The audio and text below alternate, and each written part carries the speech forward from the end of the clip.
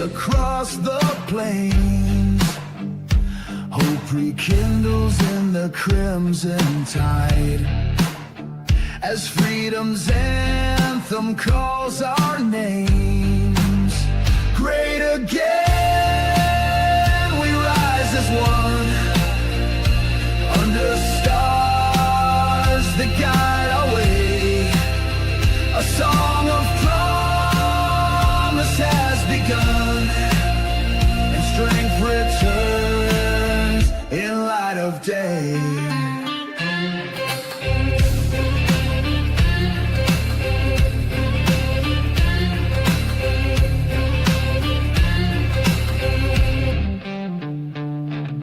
Fields of dreams are ripe once more.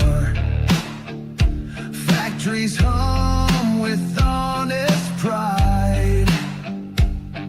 Our banner waves on every shore, with courage marching by our side. Great again, we rise as one, under stars that guide our way.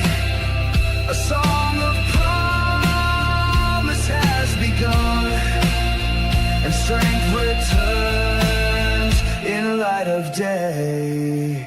Through trials dark, we found our steel. The eagle's cry breaks through the night. In unity, our wounds now heal. We chase the dawn with fearless light.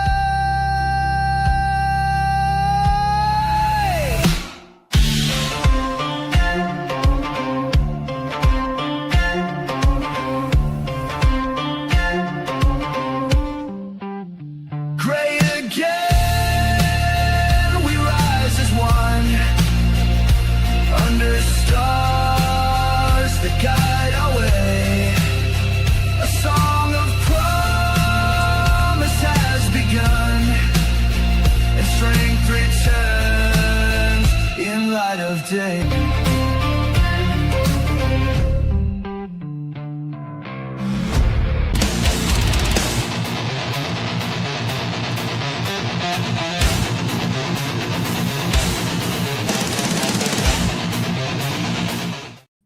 Hey, what's up, everybody? How's everybody doing this week?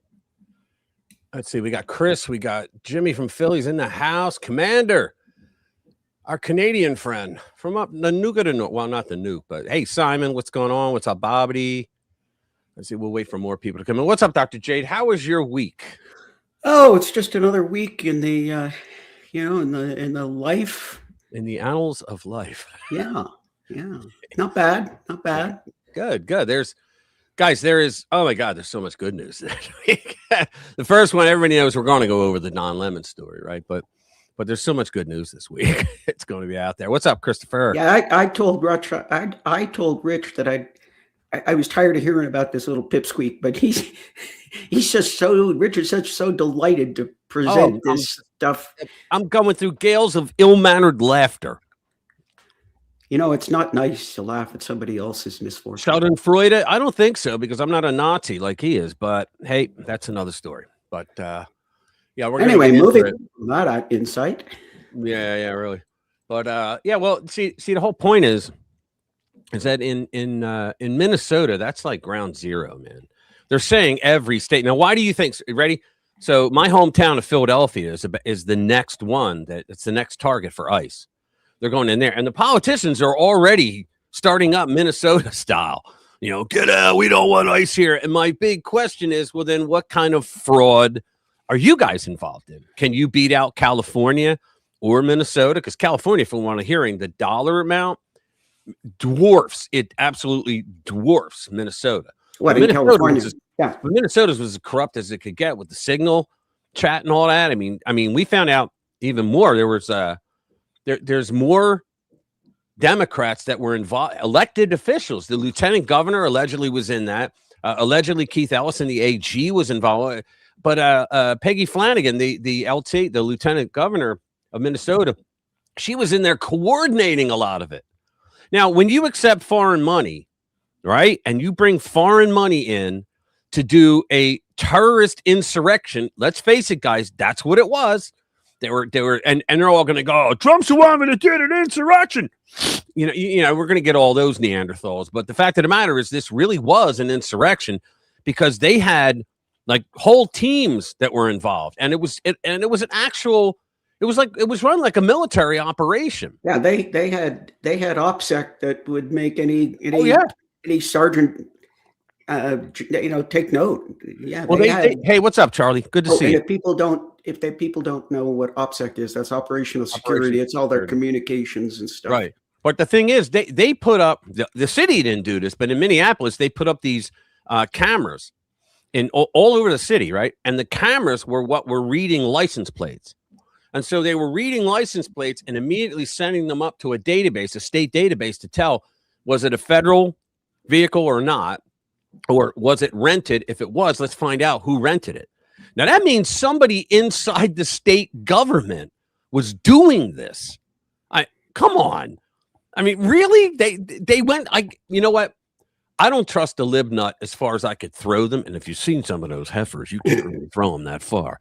But the fact of the matter is, I did not think that they would actually go this far. Elected Democrats. There were candidates running for Democrat positions in the state that were also in the Signal chat. It's just unbelievable. You think that at least make an effort of plausible deniability. Yeah, well, they can't. They can't. And you know what? Cam Higbee, he better hire a food taster and you know, he better hire like a real special forces guy for a bodyguard because they're going to want to hang him because he exposed it all. I mean, God bless him. He exposed it all. And he even had, in my video, I played his video where he's scrolling down all the names that he spotted. But that was just one signal. There were multiple ones around the city. Mm-hmm. They divided the city into 4 or 5 areas. And then each of those 4 or 5 areas were divided into zones. It's just unreal. They had schedules. They had resources. They said that like one team, like there were certain spots of the city where they couldn't put a camera up, right, for whatever reason. And so they had teams that would do like an 8-hour shift. All they did was drove around those sections of the city and looked at vehicles to see if they were ICE. They had one that they pulled over and they said, "Get the fuck out, you're ICE." And they're like, "We're not ICE." And they're like, "Get out." And the woman gets out and she goes, "I'm a journalist." They're like, "Yeah, you're a fucking journalist." She goes, "Look in the back seat, dumbass." And they look in the back seat and there's 2 guys with big ass cameras. They're like, "You're ICE, get out." And she goes, "Does ICE bring cameras from whatever, KLV, whatever?" She goes, "Get out of here." And they're like, "You get the fuck." They were all getting like real antsy because they realized they fucked up and they didn't want to admit it because a libnut never admits when they do something wrong. Yeah, it's like when they broke into this hotel. There was a couple of, or into the restaurant. There's a couple of TSA agents. I know. Yeah. I have that on here. I have that. What's one of the stories? But did you see the great mooning? Did you see that? The what? The great mooning.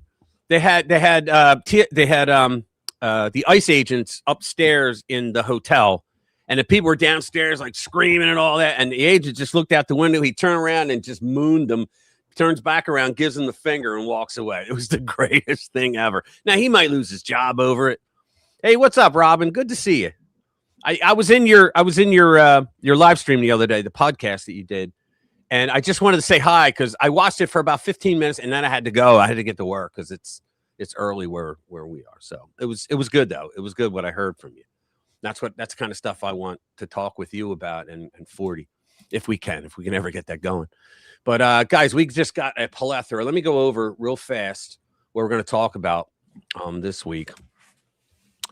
That's my own language. All right, so here we go. We start off the great number 1 story. Don Lemon got busted. All right, and the second one, this is the bill that Governor Walz in 2020 signed into law, and I'm going to go over and read the bill to you, that says if you like it defines through the state what justifies deadly force. And one of them is, it says right there, if driver accelerates toward an officer standing in front of the vehicle, this creates an immediate life-threatening danger. And they go on to say deadly force is allowed. He signed that, and yet he's out there bitching and griping. These guys, there's no way he should have shot. Well, you signed the freaking bill, you moron. So lawfare's latest weapon, the habeas corpus stunt. We're going to get into that. It says show me the body, and that's what habeas corpus means in Latin, show me the body. And so, like, if you charge somebody with murder and the judge says, all right, so what do we got here? And the defense goes, Your Honor, they don't have a murder victim. What? They don't have a murder victim. So they put a habeas corpus out and they go, bring the body in. Or if they have a warrant out for somebody who's alive and kicking and they can't find them as a witness or something, they'll try and do a habeas corpus. There's all kinds of reasons you can use it. But the left is using it just to extend the court's time into infinity. Because you can, how you can do that. You can, and then you call to have it continued. And you just see, that's another thing that the lawyers in America, I don't know if they do it everywhere, but in America, if you're a witness to a crime, you'll go down to the hearing and you'll sit there for like 3 hours. And finally, it's been the defense asked to reschedule it. So then you come down the second, they want to reschedule it. They'll do this for 18 months until finally, you know what? I can't keep taking off work. I'm done. And then their client gets off because there's no witness. So we go. The socialists in España. The socialists in Spain, they granted amnesty to 500,000 illegal migrants. Goodbye, Spain. Then we have Minnesota cops. They begged Waltz to let them work with ICE, saying they could have prevented the shootings. And they're right. See, the cops, all the federal government wanted was the police to do their job. But see, the libnuts were saying, well, it's not their job to help ICE. No, ICE didn't want them to help them make the arrest. They wanted them to be able to do their job without all the libnuts that your politicians told to go out and commit an insurrection. That's what it is. And I like this cup. I think, what the fuck to myself 80 times a day. All right, so then we have, remember her, Molly Ringwald. She's a real leftist libnut. Says, if you support Trump's fascist policies, you'll be found guilty of treason when leftists take over. Yeah, okay, fuck off. White liberal women are the new social media serial killers. Our virile Veep shames the impotent libs. That's a good one, too. Then here's the guy. Did you guys see all the memes where they go, how's ICE doing? They go, pretty good. I thought it was out of taste, but I laughed anyway. So new video of slain anti-ICE activist Alec Petty. It's supposed to be Pretty. Contradicts narrative of peaceful protester. Police deploy military-grade voice of God battlefield weapon to shut down anti-ICE riots. I believe that it was an even more sophisticated one that they use in Venezuela. They got all the guards around the bunker where Maduro was supposed to be heading, and they said that they had like maybe 8 guys come down off of a helicopter and they turned this thing on. And they said, and we all just lost it. They said their heads got real hot and heavy and they just fell to the ground and were writhing on the ground. You gotta love it. So Joe Rogan sounds the alarm as Minnesota's ungodly fraud buried by very coordinated riots. Now, everybody, if you notice, for the last several weeks, I've been likening what's going on in Minnesota to what went on in Katrina in New Orleans, the Katrina hurricane. And now everybody else is catching up. Seriously, I've been talking about this for weeks now, where the reason why they're going nuts on ICE has nothing to do with anything ICE is doing wrong, because we know they're not doing wrong. They're not in there doing the disappearing and all that shit. They don't need warrants when they have a final order of deportation, and they don't even have to show it because it's on file. So it's different from a warrant. It basically says, look, you had all the warrants, you had all your due process, now you're out. All right. And so that's why they're targeting guys, and that's how they're targeting them. But they're doing it because of all the fraud that we also know about. They want to go, look, a squirrel, right? They don't want you looking at the fraud. They want you angry about the ICE agents coming in and getting rid of, think about it, violent, criminal, illegal aliens that don't belong here in the first place, and they're arguing to keep them here. All right, so Brandon Johnson, a Chicago mayor, says he's coordinating with other city leaders to thwart ICE. Now, think about this shit. All these mayors, these left-wing blue city, sanctuary city mayors, they're all showboating, right? And they're telling their constituents, not the crazy ones. The overwhelming people in their communities are not crazy, right? And they're telling all them, fuck you. We don't care about you. We're getting ICE out of here. And it's because I believe that all of them are on the take. I think they all have their own scam, their own schemes, all the fraud. It's just what I think, and I think we're going to find it out. So justice is coming. Border czar Tom Homan vows to stay in Minneapolis until the problem is gone. He's got balls. I love it. Trump warns Minneapolis mayor he's playing with fire after immigration enforcement conversation. See, apparently Trump spoke with Walz. Walz has already come out and said, I'm never going to run for anything again, because he knows he's going down for fraud. He knows it. He knew about it, and there's some things he may have participated in, and he may have now. I didn't hear yet that he was in the signal, but people were talking about him and things he was involved with. So anti-ICE signal chats. Walz administration implicated foreign funding reveal. That's going to be a good one, too. You have the great question, Mark Warner.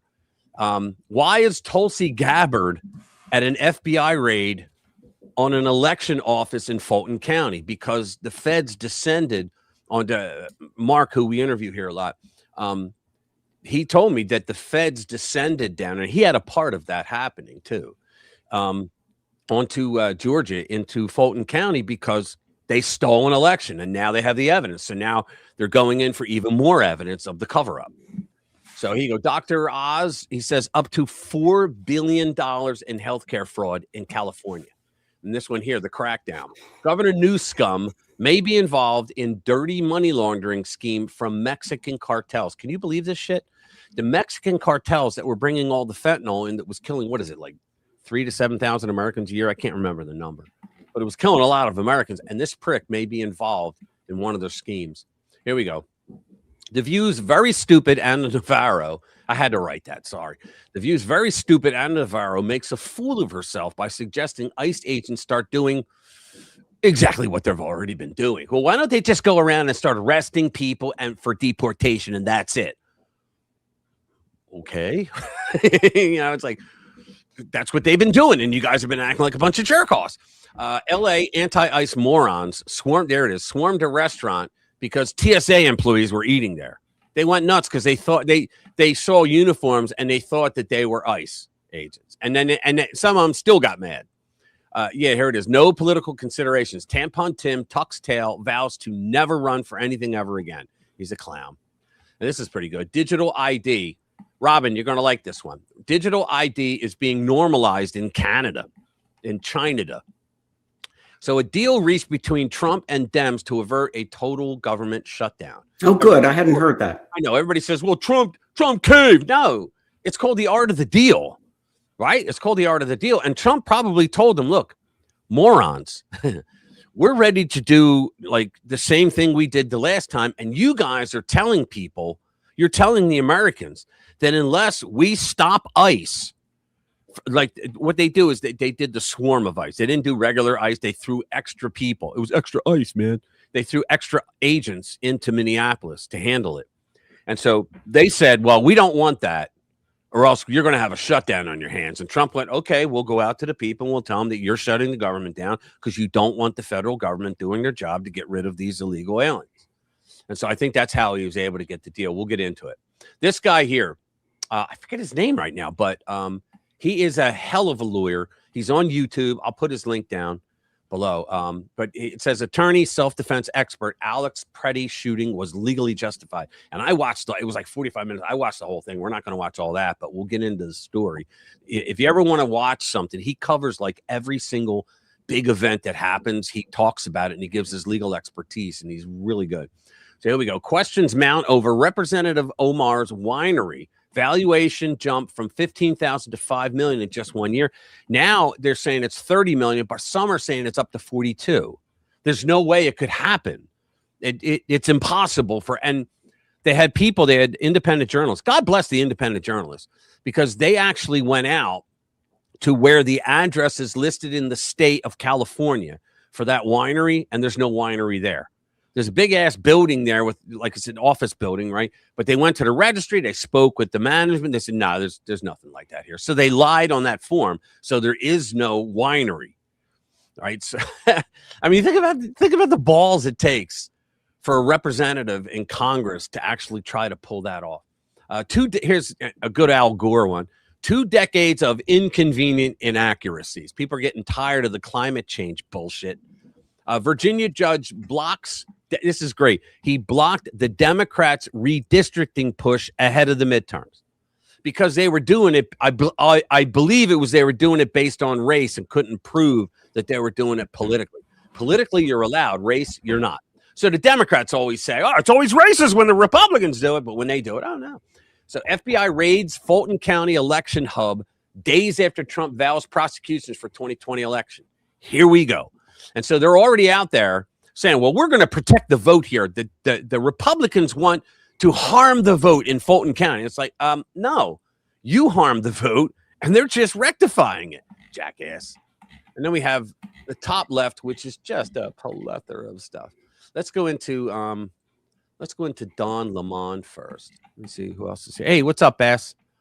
Louis, what's up, Louis? Good to see you, man. Anybody? Willie, hey, what's up, Willie's Desert Hangout. There you go, brother. Good to see you, man. Let's see who else is here. Yeah, I think my brother's. I think I called him out. Yeah. All right, so let's move on. Don Lemon. So federal agents arrest Don Lemon over church storming incident. All right. Federal agents arrested former CNN host Don Lemonhead Thursday night in Los Angeles on charges related to the storming of an evangelical church in St. Paul, Minnesota, one of the Twin Cities. His attorney confirmed in a statement. Wait here. Lemon covered the January 18 incident where anti-ICE rioters stormed city's church in St. Paul, Minnesota, claiming he was engaging in journalism. His attorney, Abby Lowell, confirmed Lemon was taken into custody in a statement sent to multiple media outlets. Here's the statement. Don Lemon was taken into custody by federal agents last night in Los Angeles, where he was covering the Grammy Awards. Don has been a journalist for 30. He was never a journalist.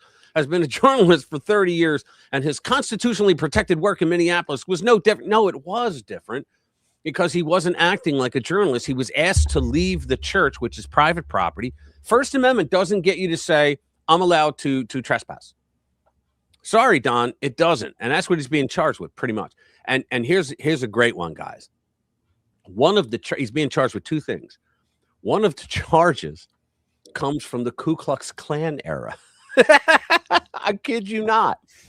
It was originally created to stop the Klan, Democrats in sheets, to stop the Klan from messing with black people that lived in their communities, right? And so Don Lemon, who every problem in America is with a white man except the one he's buggering every night, that now he's going to come out and have to defend himself against Klan laws that he violated. The First Amendment exists to protect journalists whose role is to shine light on the truth and hold power. Let me ask, what truth did they shine a light on by going into a church? What did any of that? They thought an ICE agent went there, but what would going into a church shine a light on? That he was a Christian? And plus, it was the pastor. These dumbasses didn't even know. It was the pastor. And the pastor wasn't an ICE agent. He worked in the administration part of the ICE building. Yeah, and he was one of like 8 pastors there in that church. Right. But they thought it was an ICE agent who was one of the parishioners sitting in there. They didn't even know who it was. And they were trying to find out who is it. These people just don't know what the hell they're doing. Instead of investigating the federal agents who killed 2 peaceful Minnesota protesters. Really? 2 peaceful? One spit on them, kicked the car, broke the tail light. That's violence, right? Had a gun, brought a gun. They all say, they'll live not to saying, well, he had a permit to carry. He was allowed to carry. You're allowed to go to a yeah, you are, except he wasn't carrying legally because he did not have his carry permit.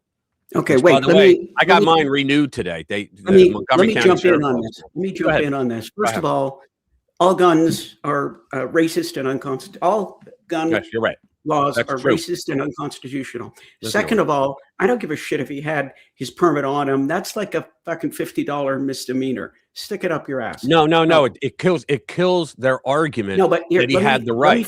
Let me finish my thought. The fact is he had a gun. Good for him. He was perfectly allowed to do that. He's perfectly allowed to peacefully protest. The problem comes when you confront and obstruct a law enforcement officer. That happens to be a federal felony. And then when you then assault an officer, guess what? That's another federal felony. Right. And A federal cop. Yeah. so now you're in a position where you have committed felonies. And by the way, in every state in the union, carrying a firearm while in the commission of a felony is yet another felony. Is yet another felony. Exactly. And We got to so, move on. all right. Yeah. Sorry. But I want to go over, where the hell is it?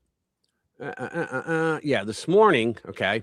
Pam Bondi says, at my direction early this morning, federal agents arrested Don Lemon, Traherne Jean Cruz, Georgia Fort, and Jamail Lindell Lundy. It's hard to believe that these are actually names, but they are, in connection with the coordinated attack on City's Church in St. Paul, Minnesota.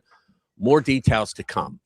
And then we have, I said, stop share. There it is. We have Harmeet Dillon. Is Harmeet's up? Yeah. Yeah. Okay. So then we have Harmeet Dillon, who wrote, more to come, watch this space. And then finally, we have Kash Patel, who said early this morning, FBI and HSI, Homeland Security investigators, partners arrested 4 individuals in connection with the January 18 coordinated targeting of the City's Church in Minnesota. And he names the same silly named people, Traherne Jean Cruz and Jamail Liddell Lundy. Okay. So they're on the job. They've been busted. From what I understand, they're going to arrest all of them that they could identify through the video. They're going to arrest all of them. They know where they all are, and they've only arrested like 5 or so far. What's up, Linda? Good to see you. Yeah, they arrested that, what was she, some sort of city council person that was like been running the whole thing? Oh, well, no. Well, actually, yeah, there was a city councilwoman, but there was the lieutenant governor. Her name is Peggy Flanagan. She was in Signals. She was the coordinator. The lieutenant governor is involved in a treasonous insurrection. That's what it was. Allegedly. Yeah, no, I don't think so. Well, yeah, we got to say that, but I'm just saying they now see multiple forms of foreign money coming in to get state actors, all right, to actually fight against the federal government from doing their job. Now, you know what this is about. Illegal aliens are big time money. They're money for a lot of people. Okay. You get a lot of money for that shit because it brings power to your state. All right. The sheer volume of them. And plus, think about the coyotes like getting paid to transfer them all over the place. Right. So plus, when you have more illegals inside your town, you can request more money from the federal government to take care of these paupers, which you should have never brought in the first place, but they're here, so you got to feed them, right? You got to house them, got to give them a Biden phone. I don't even think there is a Trump phone. I don't think he would do that. But so you got to go through all that shit. And now the state is saying, oh, we got to protect our investment here. We can't have them get rid of all these people because we're going to lose some votes, right? But we'll lose a lot of money, and we'll lose a congressional seat. We'll lose an elector over this if they're all pumped out of here. I mean, and it's just beautiful. I think it's just beautiful that they're being exposed everywhere. Mm-hmm. So now we got Arizona. Someone in Arizona was doing something like they were doing something on this fraud. And it seems like we're finding out that nearly every blue city, like, you know, well-known blue city, has shit tons of fraud going on. Like they just defraud. And from what I'm hearing, allegedly, it was Barack Obama that set this up. When he was president, he set up the pipeline to be able to say, well, you know, you got these people, they can't really take care of themselves. And, you know, we're Americans, the richest country in the world, so we should be able to create these programs. But they were set up to be able to defraud the government. And that's what they've been doing. And nobody until Trump comes along points it out. And then they call Trump a fascist for pointing it out. They're fucking nuts. Let's go to the next one. Yeah, I want to do this law. Ready? Let's do this. Here we go. So Tim Walz signed a bill. All right. It says this bill was signed into law by Governor Tim Walz, a member of the DFL party, on July 23, 2020, following a special legislative session. Minnesota statute 609.066. If a driver accelerates toward an officer standing in front of the vehicle, this creates an immediate life-threatening danger. The officer doesn't need to wait until impact. They can act based on the apparent intent and proximity, right? And he wrote, I'm shocked that fool did something right. So I'm going to go into the actual law. So here it is. So Minnesota statutes from 2020. And it basically says the same thing, but this is it. So I'm not bullshitting you. Deadly force defined, it says. For the purposes of this section, deadly force means which the actor uses. When deadly force means force, which the actor uses with purpose of causing, or which the actor should reasonably know creates a substantial risk of causing death or great bodily harm. The intentional discharge of a firearm, other than a firearm loaded with a less lethal munitions and used by a peace officer within the scope of official duties. They got to put this in for the lawyers, right? In the direction of another person or at a vehicle in which the person is believed to constitute deadly force, less lethal projectiles. It goes through all that. And it basically, in the 2025 rewrite, they kept the exact same language where they point out further along that if you drive a vehicle into a police officer, you accelerate and he's in front of you, guess what? You just broke the law and deadly force is allowed to be used. Hey, what's up, Chris? 40 trillion in credit card debt. Wealthy. Yeah, exactly. Well, let's see. Let's go to the next one. What are we going to have? Lawfare's latest weapon. Let's do this one. Yeah, I hate that. See, I think it was Roosevelt, Theodore, who once said, to educate a man in mind and not in morals is to educate a menace to society.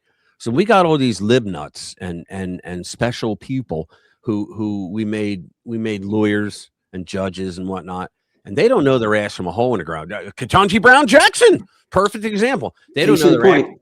They don't know their ass. What's that? Case in point. Yeah. They don't know their ass from a hole in the ground, and yet they're going to stand there and talk to us like they're an authority. And they abuse the system, no matter what system they're in. So, Lawfare's new weapon, the habeas corpus stunt that's choking the life out of U.S. courts. All right. If you're wondering why immigration enforcement always grinds to a halt, no matter how hard we push, here's your answer. The problem isn't just bad policy or weak politicians. It's clever warfare. And the left just found a new weapon, and they're going crazy. This one's sneaky and devastatingly effective. It doesn't require changing the law or winning elections. All it takes is flooding the courts so badly that nothing else can get done. And this is why Joe Biden literally opened the gates and he sent buses down to the Guatemala border so that he could drive them through. Because some of them might not make it, right? Because of the deadliness of going through the desert. They might not make it. But he also flew planes. They admitted it. They spent over $350,000 flying planes down to Central and South America to load them up in the planes and bring them in. Now, there was a reason they did that. It's what they're talking about. It's lawfare. Because think about it. If you remember, like 4 years ago, I did a story, excuse me, on it, where they said that they were getting their ticket for their deportation hearing in 2032. Mm-hmm. They came in 2021. They're here till 2032 because it's over 50,000 cases before them. And he wouldn't hire more judges. Trump just hired a shitload of new judges for immigration because the immigration judges are not in the judiciary in the United States. They're in the executive branch. This is how Barack Obama, when he was president, he was able to order the immigration judges to not send out bench warrants when the illegals that he let to flood in, when they didn't show up for their deportation hearing. And you know how many show up? Wish in one hand, shit in the other. See which fills up first. That's how many showed up. None. Not a single one of them showed up. They'd be a moron if they did. Well, and then if they show up, they've got an anchor baby or two. Yeah. Let's put it. Yeah. By the time they show up, they're kids in college. All right. Let's put it simply. It's this type of target protest, but at a court level, jamming up the system and walking away. Dr. Deborah Fauché, leave it to the leftists to get carts full of items at Target, get in line, then walk out in the name of protesting ICE. Now, why? This is the shit that they do. Did this accomplish anything? No, but it made some liberal women feel powerful for a few minutes. What did she do? She's shoplifting there? Oh, no. Oh, wait. Hi. Just wait. Watch this. No, because we're not actually gonna buy all of this. We just loaded up our carts. We're protesting Trump administration. This attention, Target shoppers. 2 o'clock now. We're going to walk out as part of the Free America walkout. We walk away from fascism. We walk towards a free, which is not a thing, by the way. Free America. We What's fight not for a thing? future that belongs The Free America walkout, that you can take things from a store without paying for it. to all of us. Everybody in, nobody out. Everybody should walk out, including the workers. Hi. I mean, can you believe this shit? Hi. That's how stupid these people are. They think that's a thing, right? But now a case like that is going to go into a court, and it's going to eat up time for the court. That's exactly what's happening right now in the federal court in Minnesota. In just 18 days, left-wing immigration lawyers have more than 300 so-called emergency habeas corpus petitions.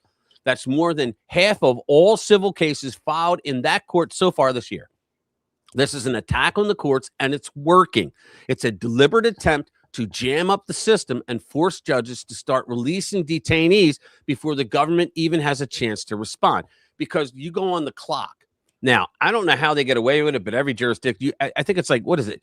Any felons in here? Do we know anybody that's a felon? Hey, what's up, Gina? Good to see you. Hey, what's up? Chill. How you doing, brother? Good to see you. Yeah. Does anybody really know like how they do that? Like well, let me just read on, because I'll go down that rabbit hole. You don't want me to. Once you see how this works, you'll understand why enforcement keeps collapsing no matter how tough we get. American experiment. In classic Saul Alinsky, Cloward Piven style. Do we all know who Saul Alinsky and Cloward and Piven were? Everybody probably knows. All right, for our guys on overseas, a lot of you probably know, but Saul Alinsky was a guy who in the 60s, in fact, Hillary Clinton wrote her thesis paper in college on him, and she met him twice.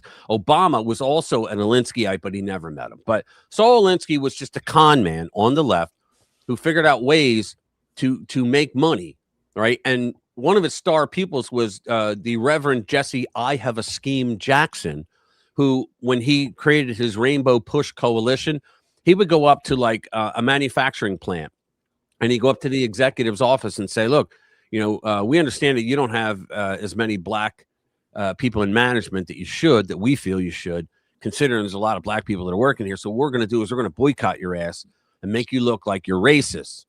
But there's a way that you can get away with that we will just keep walking if you just pay me. And that's what they were doing. And that's what Saul Alinsky was all about, right? I could tell you stories, but he wrote Rules for Radicals, right, Lou? He wrote Rules for Radicals, right?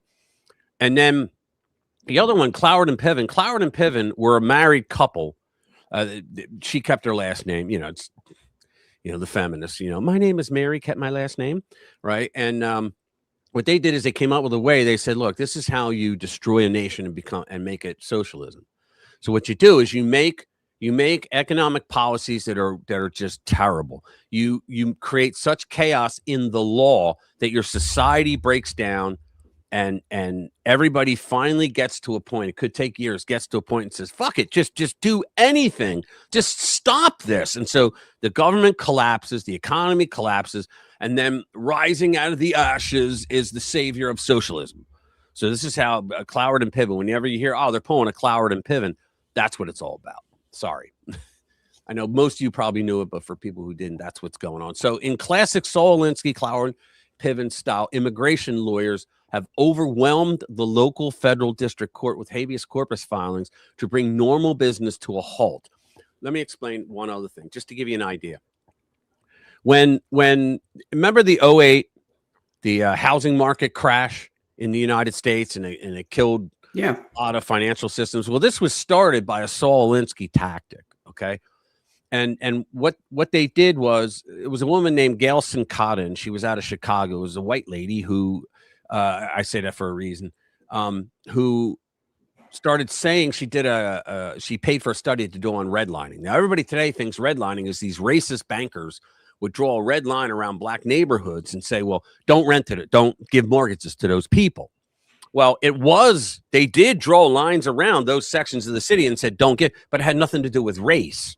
What it had to do with was when you went in, and before computers, when you went in and you filled out a form to be able to buy a house. Okay. Well, every single field that you fill out is a score. Okay. And you have to get to a certain score. So if you had a job, I don't know the number, you got 10 points. Okay. If you had a job for 20 years, you got an extra 5 points. Right. If you have good credit, if you don't have a criminal record, all these things. Well, the people in these, they noticed that the people in these sections always failed. No matter how much they tried to dumb them down, they just failed. And so they realized that they were eating up a lot of time of the bank where they could have been doing real banking rather than people who should have never been able to apply in the first place, but they let them apply anyway. So that's what it was. But when they did the study, Gail Sincata was a leftist. Okay, when they did the study, the only criteria they used was race. That was it. They didn't use, your work experience. Do you have a job? What's your credit rating look like? Anything that could bomb that test, right? Now, even today, when you hear, the redlining, well, they don't know what the hell they're talking about, but that's what happened. So one of the things that Sincata did was she had what was called bank-ins. So what would happen is 3 school buses loaded with about 200 people would get off the school buses outside of a bank. And there'd be a guy there with a stack of $1 bills, and he would hand it to every single one of them. And they would all go into the bank, get in line, and open up a checking account for $1. So they would send a representative in and talk to the bank manager, and he'd be like, "What's going on?" Like, "Oh, we're all going to open up a savings account or a checking account, whatever, for $1. Like, why are you doing that? Well, because we want you to create programs to put certain money aside for mortgages for the people that you redlined and these." And they said, "Get the hell out of here." Well, 3 days of this, eating up every single day, coming back, eating up all the time of the bank. They just said, "What do I got to do to get rid of you?" And that's what they did. Okay, so that's what they're doing here in our courts. They're pulling habeas corpus bullshit lawfare to fill up the docket so you can't get anything else done. So habeas corpus, meaning produce the body, show me the body. Filings demand emergency relief to have a suspect released from custody by a judge's order. As of today, January 22nd, 319 habeas petitions have been filed in federal district court in Minnesota since the beginning of the calendar year. That number represents 58% of all the 546 civil cases filed with the court in 2026. The court only began accepting new cases for the year on January 5, expressed a different way. In 2025, it took until February 11th before we reached civil case number 546 of all types.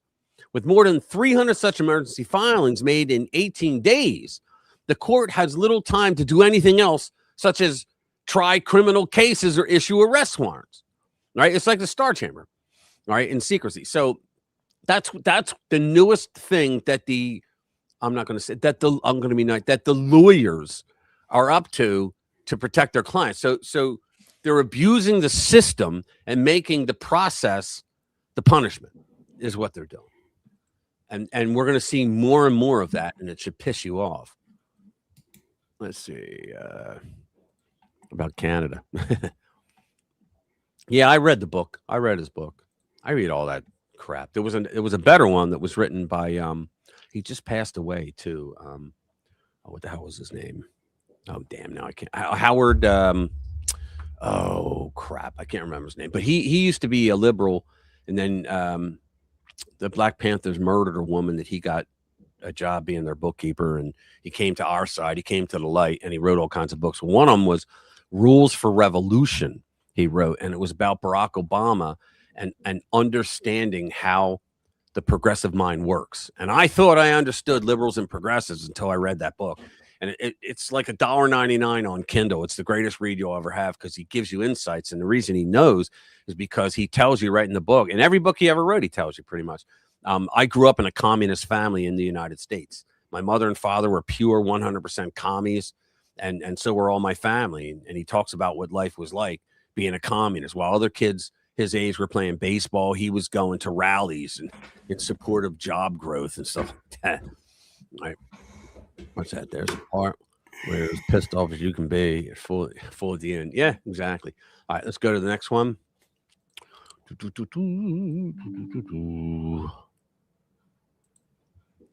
Let me see. Louis sent me something. Oh, yeah. Beware of useful idiots. Yeah, let's read that. Let me see if I can bring it up. Hang on. Let me save it. Can I save it?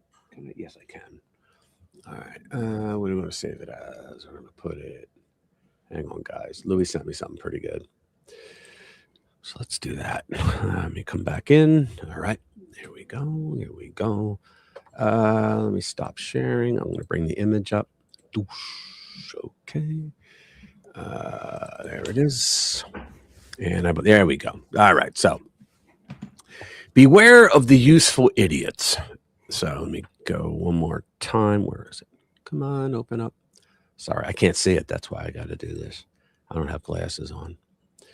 And they're upstairs and I'm not going there. All right, so here we go. Recall that Hillary did her college, just what I said, did her college thesis on the writings of and Obama writes about him in his books. Saul Alinsky died about 43 years ago, but his writings influenced those in political control of our nation today. Yeah, you can see, once you understand who Saul Alinsky was, you see it in almost every Democrat with the shenanigans that they pull off. He died June 12, 1972, Carmel by the Sea, California, Education University, Chicago. So spouse, Irina Alinsky, books, Rules for Radical, Revel for Radicals. And anyone out there think that this stuff isn't happening today in the U.S., all 8 rules are currently in play.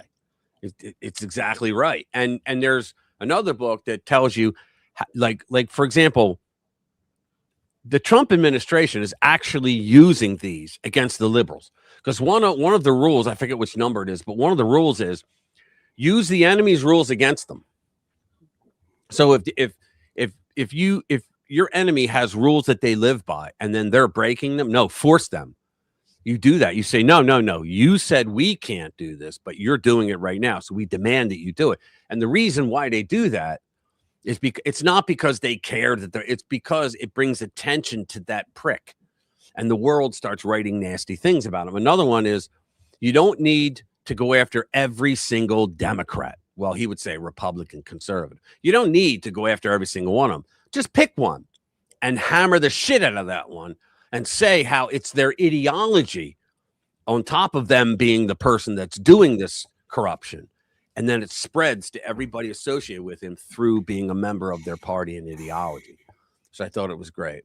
Yeah, so here it is. The things he says. Number one, control healthcare. Control healthcare, and you control the people. What did Obama do? Right? So poverty. Increase the poverty level as high as possible. Poor people are easier to control and will not fight back if you are providing everything for them to live. What do we have in our welfare ranks today? All right, you need a raise in money, just keep voting. All right, debt. Increase the debt to an unsustainable level. That way, you are able to increase taxes, and this will produce more poverty. Gun control. Hold on, let me go back. Where is? Come on, rise up. Okay. So it's gun control. Remove the ability to defend themselves from the government. That way, you're able to create a police state. How many departments in government have SWAT teams? All of them? Right? Welfare. It's just that Trump isn't using the SWAT teams the way that Obama and Biden did. Welfare. Take control of every aspect of their lives: food, housing, and income. That's right. When you were on welfare, you couldn't like get a part-time job that made over a certain amount because you'd lose your benefits for your kids. Right? You couldn't do like Mary Kay. You were not allowed to have a bank account. How can you save money when the government is feeding you? That's what they did. So it was. And you know what? A lot of people, I'm just going to say it, a lot of people said that the Democrats used the same model they did in slavery with the welfare state. Because what they did is they gave you just enough to be able to survive, but not enough to be healthy. And they didn't want you working except for things they wanted you to do. So education, take control of what people read and listen to. Take control of what children learn in school. Well, Jimmy Carter, that Democratic president, that Democratic Party prank known as Jimmy Carter, he actually added education to the cabinet for this reason, because they helped him get elected with donating all their money to him. The union did, the teachers unions. And so he did that. You control, if you have one federal control over all 50 state schools, who do you think they're going to be? Who's going to be in power then? The people that run the schools. You could have Republican presidents like right now.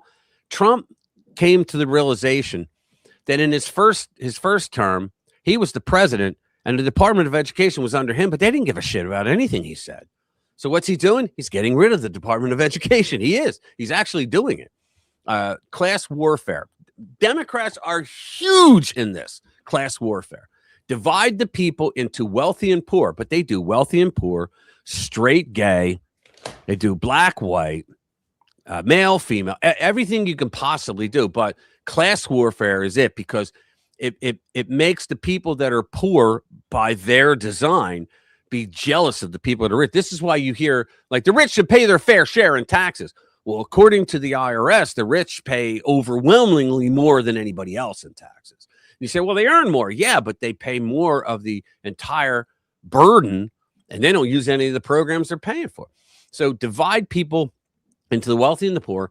This will cause more discontent, and it will be easier to tax the wealthy with the support of the poor. You know, like you hear them now. Yeah, fuck the rich.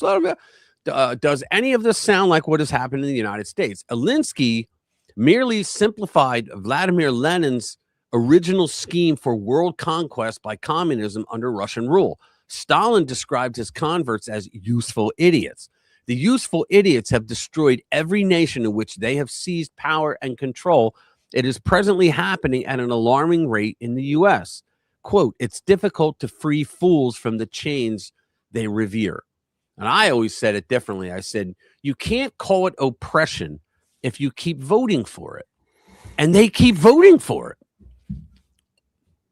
Communism, mother. All right, let's bring up another one.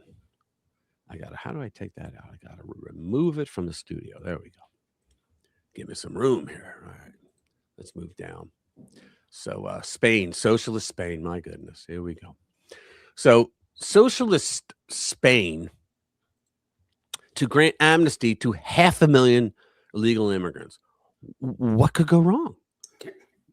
What could possibly go? The socialist government of Spain is set to give amnesty to 500,000 illegal immigrants as part of a deal with the far left. According to Madrid's ABC newspaper, over 500,000 illegals will be offered the chance to gain residency permits in Spain if they can prove they have been in the country before December 31st, 2025, have no criminal record. And how much you want to bet their politicians, the lefty politicians, are going to try to expunge all their records, and can demonstrate that they were in Spain for at least 5 months before their application. The amnesty program, which will run until June 30th, look at that, from January to June, is set to be implemented by royal decree, meaning the government will not need Parliament's approval to enact it. Wow. It came as part of a deal with the governing Socialist Party and the far-left Podemos Party, I think that's how it's pronounced, I don't really care, which served in a coalition government with Prime Minister Pedro Sanchez. So former Minister of Equality, oh my God. Minister of Equality? They got a department that has a minister They got a minister of They have an Equality equality department, Jade. Can you believe this shit? Oh my God. All right. Former Minister of Equality and current member of European Parliament for the leftist party, Irene Montero, said of the amnesty deal, quote, racism, comrades, is countered with rights. If they kidnap children, if they murder, if they terrorize people, we provide papers. What the hell does that mean? All right. Podemos has reached an agreement with the PSOE for the government to immediately approve an extraordinary regularization of migrants. In other words, just let them in. What could go wrong?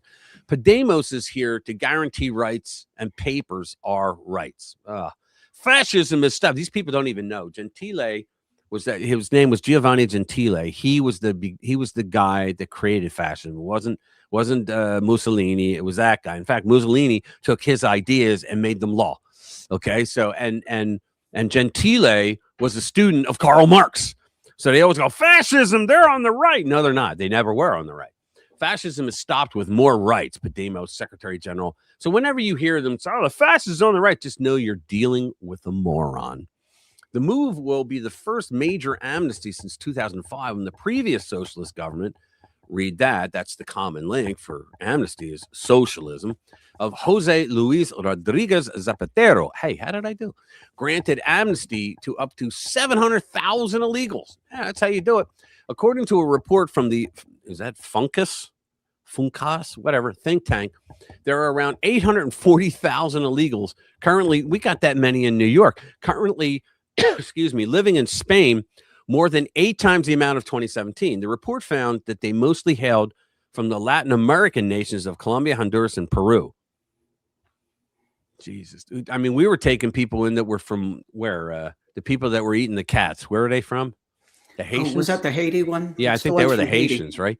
Yeah, they came over the border, right? Here you go. Here's another good one.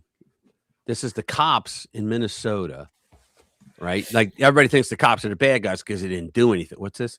You started your carnivore journey. It's an amazing thing. I'm walking on sunshine. Oh, you was the carnivore diet you're into, Bob? Yeah, it helped me a lot. It helped me with a lot. You get rid of a lot of autoimmunes that you probably don't even realize you have, but you won't stay on it forever. You'll go off it and then go on it, go off it and go on it. But if you go off of it, go to keto. Don't go back to eating that stupid pyramid. Let's see. We have a very good weather up here up until a few days ago. Still warm, though. Even with the rain, that should be gone in the next couple of days. Yeah, we got pelted with a boatload of snow in the States. There's a boatload.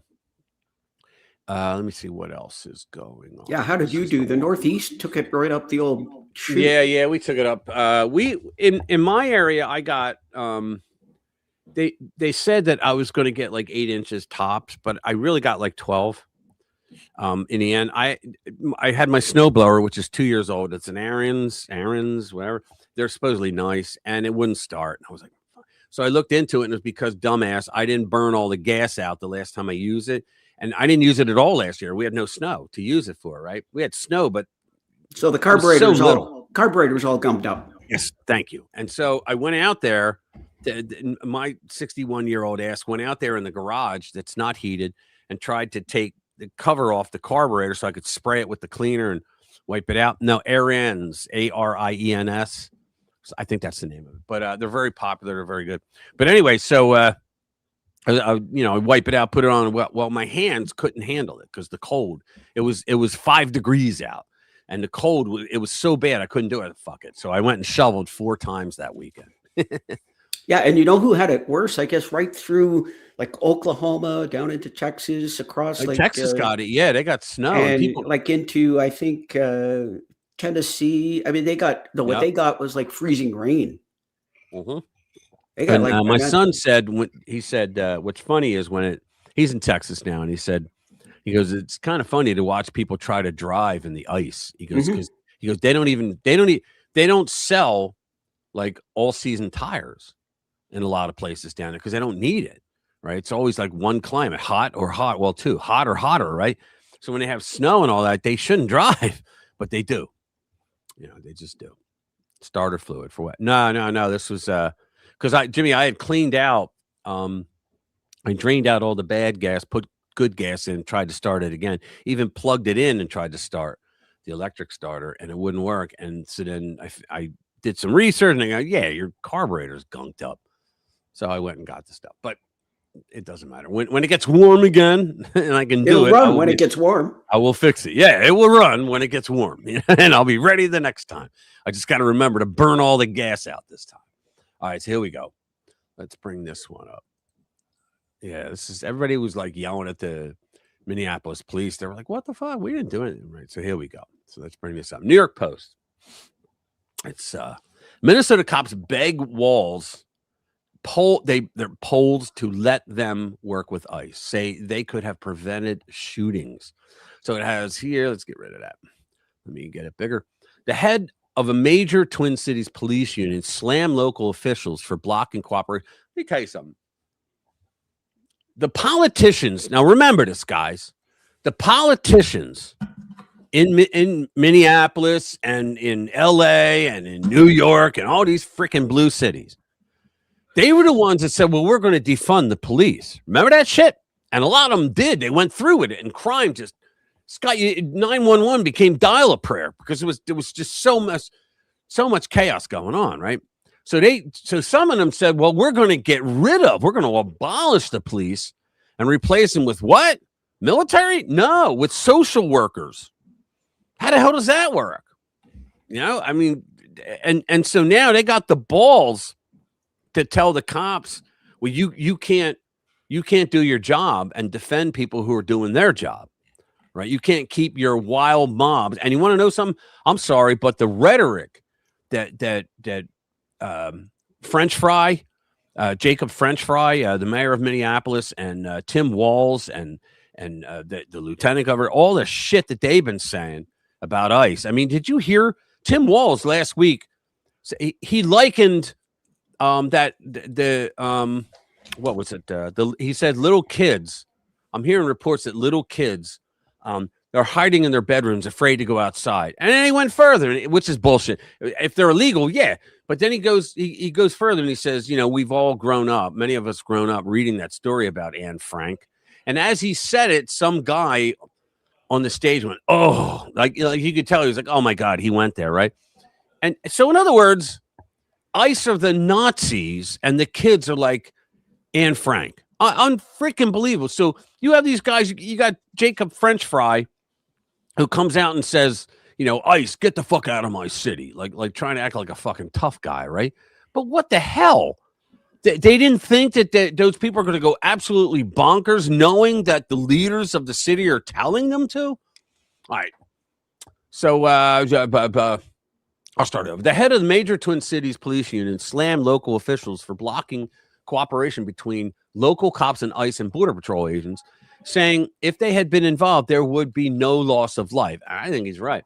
It comes as Minnesota Governor Tim Walz agrees to have his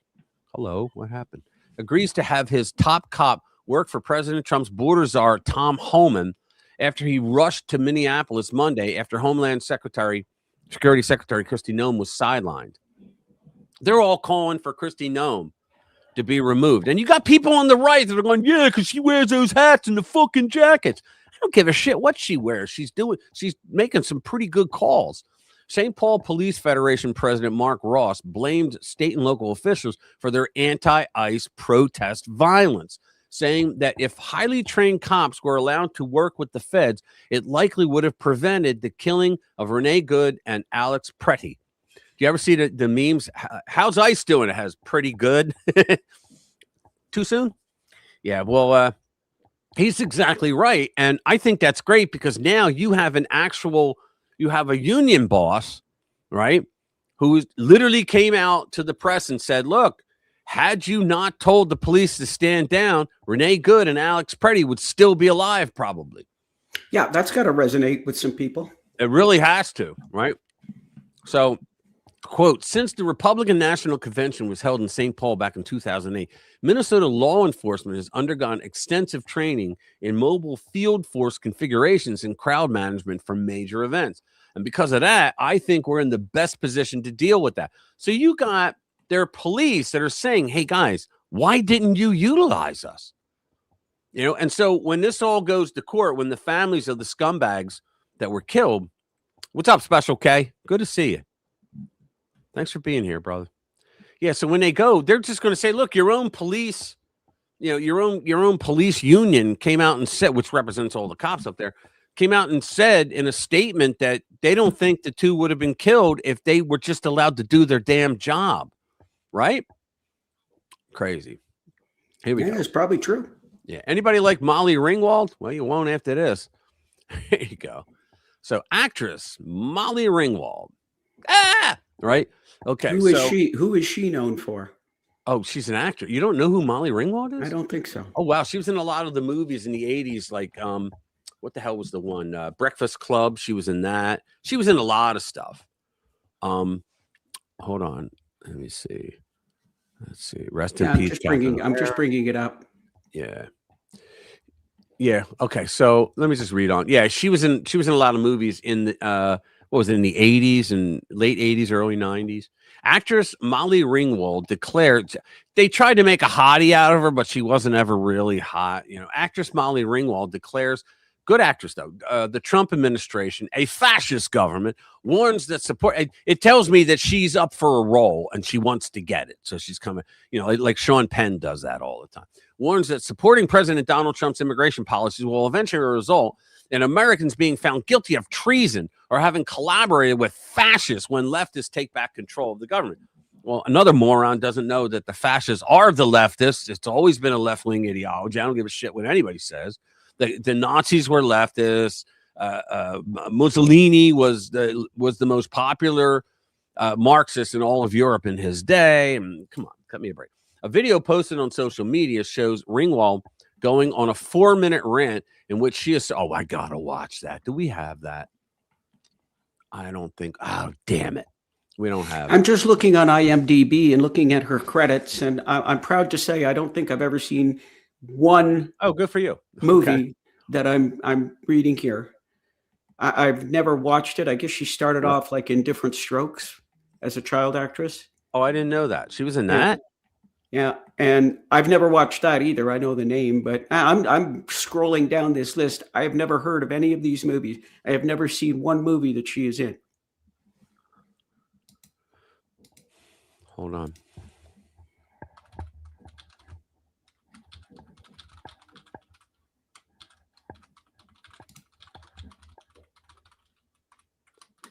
My nephew just wrote to me. Who just wrote to you? My nephew. Oh, I thought maybe Molly Ringwald wrote to you. No, not at all. I wouldn't respond. But no, what's called? Yeah, she was in a lot of movies. She's a good actress. She was a good child actress, even though she was like a teenager at the time. But she hasn't done anything recently. I don't know why, but who cares at this point? Fascist regimes, despite people. All right, a video posted to social media shows Ringwald going on a 4-minute rant in which she asserts that the Trump administration is a fascist government, despite people being unable to speak freely under actual fascist regimes. Exactly. That's the point. Quote, I feel like I can't stay silent, and neither should you. 16 Candles. That was the big one she was in. The 16 Candles star declared, adding, there's something horrible going on in our country right now. These people are mentally ill. We had one of the greatest countries in the world, but right now this is a fact. She thinks that Joe Biden had a great America. This is what's wrong with these people that live out in La La Land in California with shit tons of money and gated communities that they don't have to worry about the shit that her government put us all through. It says watch. View on Twitter. Okay, then. Here we go. We're going to watch. I don't spend a lot of time doing this, talking to you like this, unless I'm, I don't know, recommending a foundation or telling you to get your kids vaccinated against meningitis. What is it her business to tell parents to get their kids vaccinated for meningitis? But I feel like I can't stay silent, and neither should you. There's something horrible going on in our country right now. And we have one of the greatest countries in the world. You guys fucked it up. And I've always been so proud to be an American. But right now, this is a fascist government. It's not becoming a fascist government. It is a fascist government. And ICE is brutalizing people. And I don't care how you identify, if you're a Democrat, if you're a Republican, if you're independent, if you don't like to be political at all, it doesn't matter. You have to look at what kind of country you want to live in. And I don't think that I need to remind you, just give a little history lesson here quick. But if you look at what happened in France, where I lived for a few years in my 20s, they were taken over by the Nazis. They were invaded. They were taking over. The Nazis were left-wingers, you dumb bimbo. And a lot of people... called the National Socialist German Workers' Party. A lot of people collaborated. And then there were people that did not collaborate and were part of the resistance. Eventually, they got their country back. And those people who collaborated were found to be criminal. And that is what's going to happen. I mean, you should not support what is going on just because these are human beings. What's going on? Yeah, they're human beings who committed crimes while they were here illegally. I don't understand. Like think about it. we should get a brain doctor on, like, where does it go wrong that they think that it's a crime to take these people all through the justice system. They get a final deportation notice, and they don't show up, and you send your officers to go get them. Now think about this. There's other cities around our country where ICE is in there doing the same thing, but there's no chaos. You know why? Because they don't have Democrat politicians telling people to create chaos to cover up for fraud that's going on. That's why. And suffering severely from TDS. Level, I think, Dr. Jade, you with me? Level 12. I think we've hit level 12 TDS with this ICE bullshit. Yeah. And we are human beings, and we cannot forget our humanity. But if you don't care about that, if you only care about yourself, then realize that you are going to be seen as a collaborationist. Okay? The collaboration. And I don't think that anybody wants that. I don't think that anybody wants to be on the wrong side of history. So please, please use your voice and protest. You know, these are children. I don't want ICE getting rid of the people that are raping our little girls. These are children who are being taken away from their parents. These are mothers who are. If you get arrested and you have your kid with you, you think your kid's going with you? No. Being killed. These are fathers. These are ICU nurses. These are people that are good people. She's really trying to pull the brain power. But now their families have to grieve. They're not really good people. They're going. Think about it, Jade. They're still in the phase where they're going after only violent, criminal, illegal aliens. Them for doing nothing except for standing up for what's right, for keeping women from being brutalized by these monsters, and they are monsters.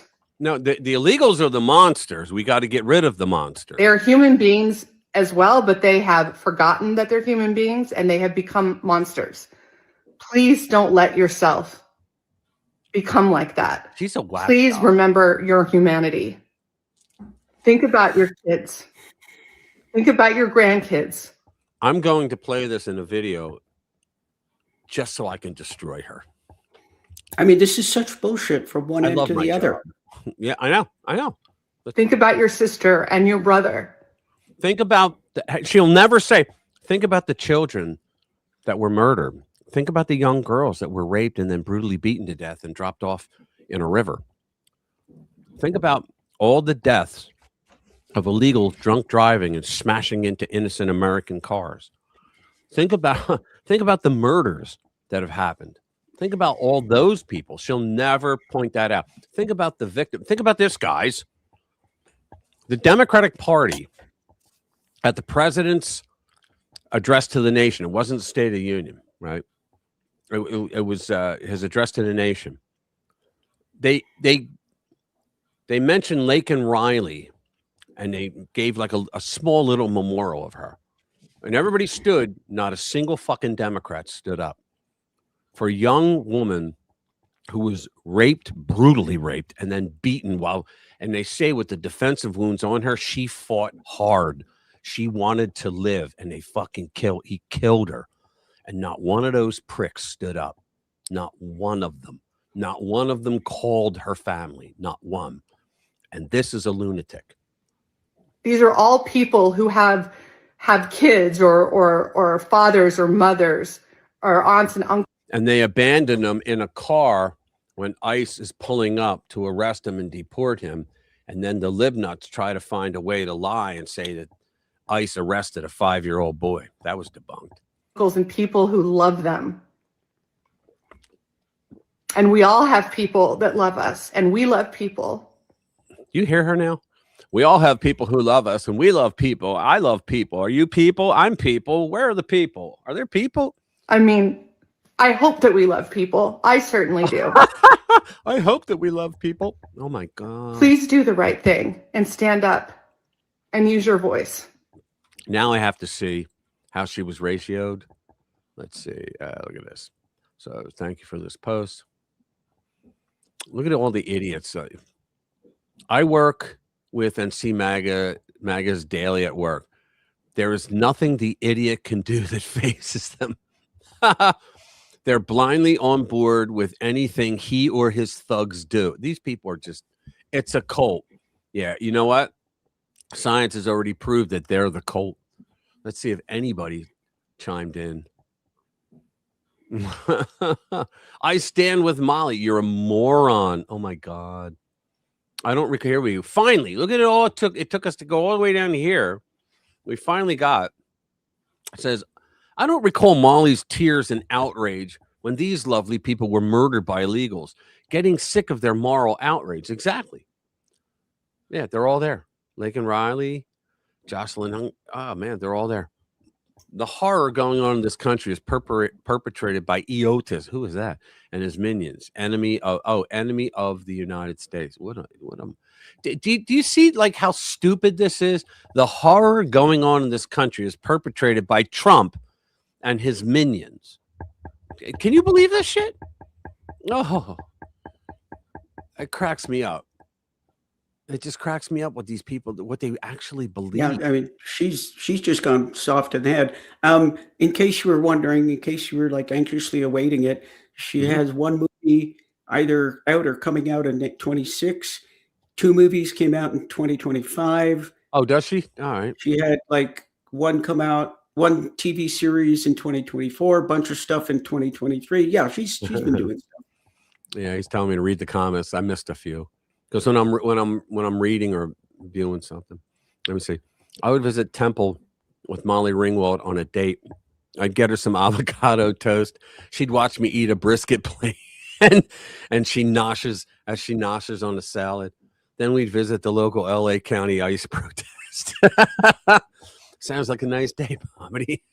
I give me a break. It's like, yeah, no, I wouldn't go on a date with her. It's like, no, this is not happening. You know, human beings that have to go back across the line. And let's face it, guys. I always say this, but it's true. If it was known that illegal aliens overwhelmingly voted Republican, the Democrats would be catapulting them across the Rio Grande 24/7. I mean, they would nonstop. They would get more catapults just to get them the hell out.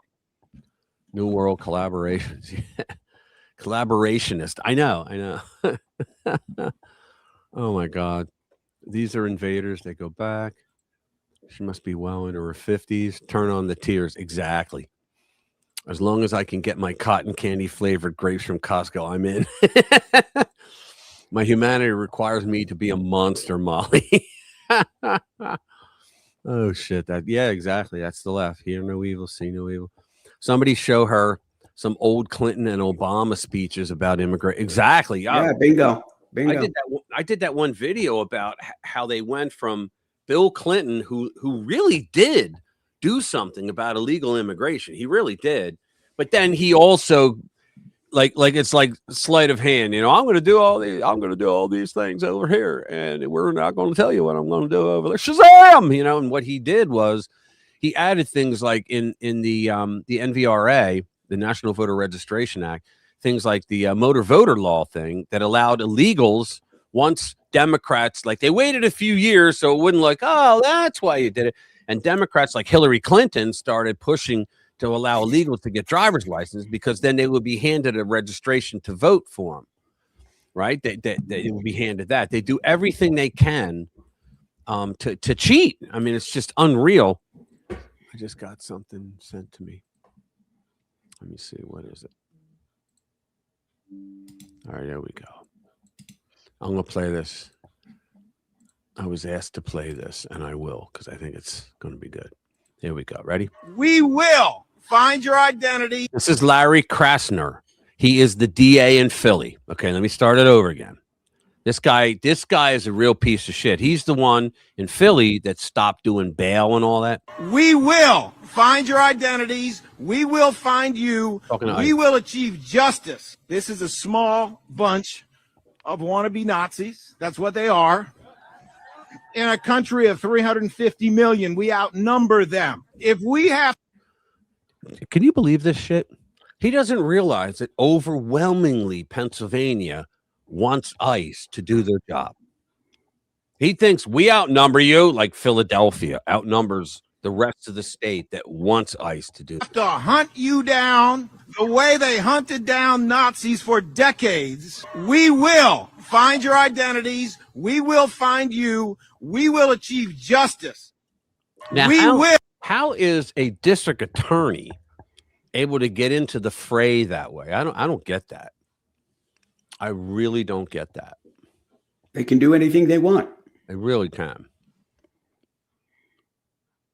Yeah, they really can, man. I don't get it, but hey, it's not mine to get, right? Let me see. What the hell is this? Yeah, National Day of Action, no business as usual. Yeah, exactly. All right, let's get back to it. White liberal women. There we go. You see my video the other day on how science explains why the white liberal woman is nuts and how she shifts everything. All right. Jet here. It's called, it's the white liberal women are the new social media serial killers. This is Cypher News. They put up some good stuff. Jet here. What you're about to see isn't some edgy online humor, dark sarcasm, or venting. It's yet another white liberal woman on camera, calmly and creatively encouraging murder against federal agents. As always, it's framed as heroic activism and dressed up like moral virtue. See, guys that are writing this kind of stuff, and I don't want to pat myself on the back, but I do the same thing. This is how we end people like her. Because when we pointed out, like when he just said, it's framed as heroic activism. Okay. When enough people hear that, well, no, what they're saying is they want you to murder people because of their ideology, because of what they believe, and they're wrong in what they believe, but they want you to hurt people. Okay. Well, that's like when you come out against them enough, when enough people from the other side come out and like throw them under the bus and say, look, these guys are nuts. They're talking about heroic activism. Well, that's how it ends. That's the only way you can do it. So we see these left-wing digital killers everywhere. Let's get into it. I think he stole my line. Let's get into it. This is what social media serial killers look like in 2026. Not loners scribbling manifestos in basements, but white liberal women with respectable jobs, online followings, and some twisted moral framework that tells them their enemies are so evil that normal humanity and rules don't apply. And once that belief locks in, violence isn't criminal anymore. It's necessarily powerful and heroic. For these digital killers, murder isn't crossing a line. It's doing the world a favor. Okay, for those of you that didn't watch my video, let me explain my last video. Cool. Thanks, Linda. So play the rest of what? Let's call it. So there's a woman, a doctor, neuroscientist, Tanya Singer. She's German. She did studies for just, I think, 2 decades on empathy and compassion. They're 2 different things. Empathy is for women.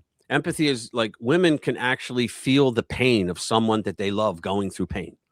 Okay. Whereas compassion is, yeah, you can feel the pain, but you get activist. You do something about it. Okay. That was her main divisions of that. But she goes on to explain that all women, okay, and when I say all women, I don't include the ones that live in those little mud huts, because you're always going to have some outliers, right? But the women categorize a person by one of 3 categories when they first meet them, as a matter of fact. There's baby, there is protector, and there is enemy. And baby is a baby, okay, that is innocent no matter what, because a baby can't do any wrong. If a baby knocks over a vase, oh, it's okay, don't worry. Yeah, what are you going to do? You can't blame a baby. The baby is harmless. It doesn't know what it's doing. But then you have protector. Now, the protector is someone like a cop, her husband, boyfriend, whatever, someone that protects her and the baby, right? Could be anybody, because these roles aren't specific. Like baby could later on in her life be transferred to someone that she finds is vulnerable. Right, if she works as a social worker and she has young teenage girls that are being molested in the houses that they got to live in, right?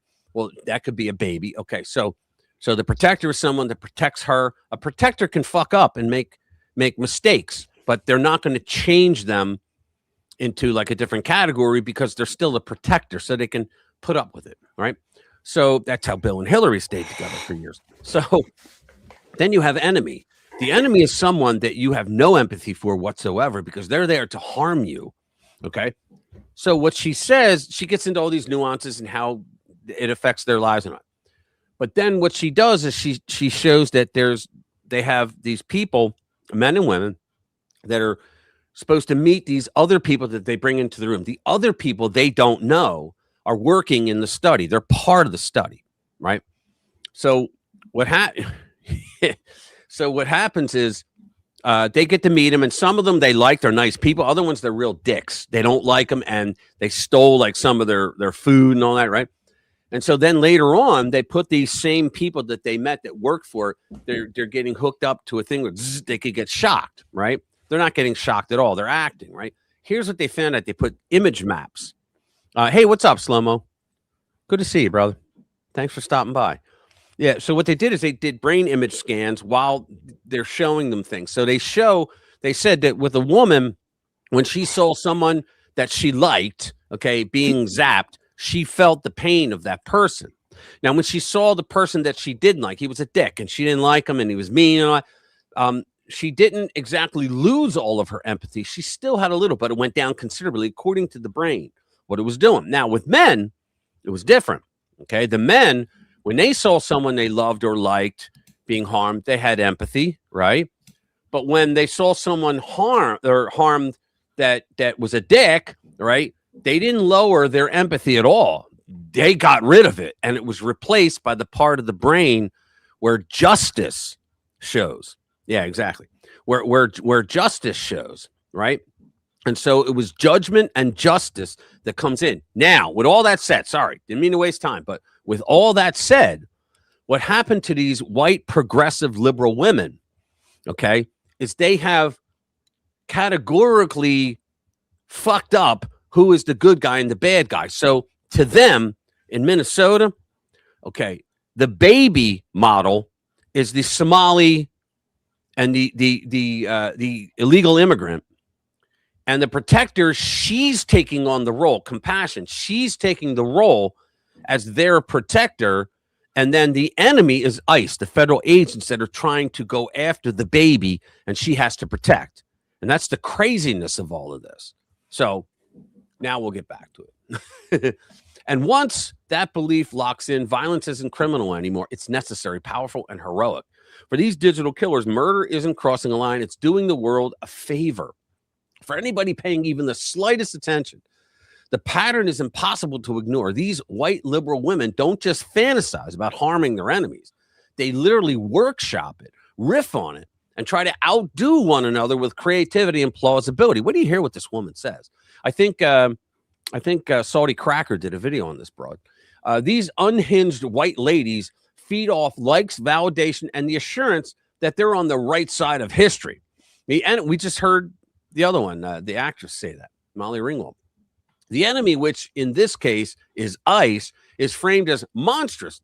The enemy, get it? Inhuman and totally irredeemable. And once someone is no longer human, hurting them feels not just acceptable, but downright righteous. If you read The Banality of Evil, I forget who wrote it, but you read the book, The Banality of Evil, it's a study of the Nazis and how that after a while, shooting a Jew in the head or an enemy or a criminal in the head right out in the open, it didn't matter to them anymore because there was a banality to the evil that they were used to. So when you dehumanize someone, it's easy to harm them. And this is what the left does all the time. They call us maggots, the MAGA guys. They're basically trying to say that we're inhuman. And now Molly just said, well, you're humans too, but yeah, but that's, she's an outlier because most of them, they try to dehumanize you. It makes them easier for them to punish you. These women truly believe they're modern day heroes, but in reality, they're deranged online serial killers. What makes this especially disturbing is how casual it all is. When you watch this clip, notice how there's no visible rage, panic, and no desperation. Just calm voices, smirks, and the language of resistance. This is radicalization in real time. And when this mindset takes hold, murder is the solution. Honestly, this is cult logic or ISIS logic happening to everyday white liberal America. Now meet Melinda, the latest online serial killer. Let's bring it out to X. Here we go. I thought of something good. I think it's something weird spot. Sabotage tactic, or at least scare tactic. All the medical providers. She's an RN. Okay. Grab some syringes with needles on the end. Have them full of saline or succinylcholine. You know what? Succinylcholine, which would kill you. Whatever. That will probably be a deterrent. So she's saying to get syringes with needles on them and fill them with a poison that would kill you. Yep, she doesn't say what to do with them, which is what I find interesting. Well, she's leaving that up to people's imagination, I guess. Okay, for today's resistance tip, I vote. Anybody got any poison ivy, poison oak in their yard? Get some of that up with gloves, obviously. Get it in some water, like a gallon of water. Get the poison ivy oak water, and I'm going to put it into a water gun. Aim for faces, hands. All right, the single ladies where these ICE guys are going have a chance to do something, you know, not without risk, but could help the cause for sure. Get on Tinder, get on Hinge, find these guys. They're around. Yes. If they're an ICE agent, bring some X-Lax and put it in their drinks. Look at her. She's like being serious. She's not smirking, smiling, laughing. No LOLing from her. She's actually trying to think of things to say. So she's bringing this up on the fly. You know, nobody's Her eyes wandering.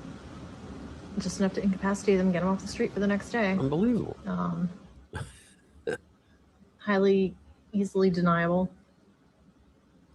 You know, you could get sick too. Won't eat there again. Brainwashed, yeah. I'm just saying. Let's get them where they eat. This woman is a psychopath. Yeah, I believe she lost her job, by the way. Yeah, she was, I believe, a nurse anesthetist. Right. And anesthesiologist. Nurse anesthetist. Yeah. And she is in Florida. She has now had her license pulled. Revoked. Yeah, it was revoked. Yeah. Yeah, and they went through the panel. They didn't just do it. They went through the panel. They talked about it. They discussed and went, yeah, she just went way overboard. Because you can't trust the system, the medical system where she works if someone like that is working there. Yeah, and by the way, do you call it anesthetist? I thought it was anesthetist because it's anesthesiology. So I always thought it was nurse anesthetist. I think either is okay. Oh, okay, cool. Go ahead. You're the doctor. You would know. By the way, Eichmann in Jerusalem, a report on the banality of evil, 1963. Right. Hannah Arendt. Yeah, Arendt. That was her. Thank you. Hannah Arendt. Yes. Yeah, I read that and it kind of like, it freaked me out. how the human mind can be conditioned to not, like this broad right here. This is the banality of evil. She's saying to do things. Like I saw a guy the other day on I think Libs of TikTok put him on, and he was saying about the protests in Minnesota. He's like, look, I think it's a bad idea if you're going to like stab tires of these ICE agents. Don't do that. Or to get some mercury and mix it with acid and then pour it over their engine block. Nope, that's not a good tactic. You know, he was saying bring a knife and cut somebody when they don't even know their Achilles heel. I mean, yeah, I would not recommend doing that. They thought they were real smart asses. Somebody's not going to be supporting these guys. Where's the hotel where they eat? Who makes that breakfast? Let's find them. You hear this shit? This is an evil person. You put a little mustache right there, huh? Little Hitler here. Let's make their lives fucking miserable. I know we're already trying to keep them awake all night. That's good. It's not working. Anything you can do to make the living conditions bad. Talk to the people who work at the places where they're. Think about this, guys. she's making these kinds of statements, right? Which cost her livelihood, not just her job, her livelihood. She doesn't have a license to practice now. But it's based on the fact that police are taking really bad people out of her community. Does any of that make sense? Where they are. Come up with some ideas. Dead fish. Somewhere in the room hidden. Just stay. And see, that's exactly what these protests have been. It's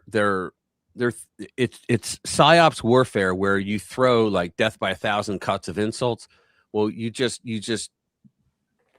certain things, the whistles, blowing the whistles. You hear that shit?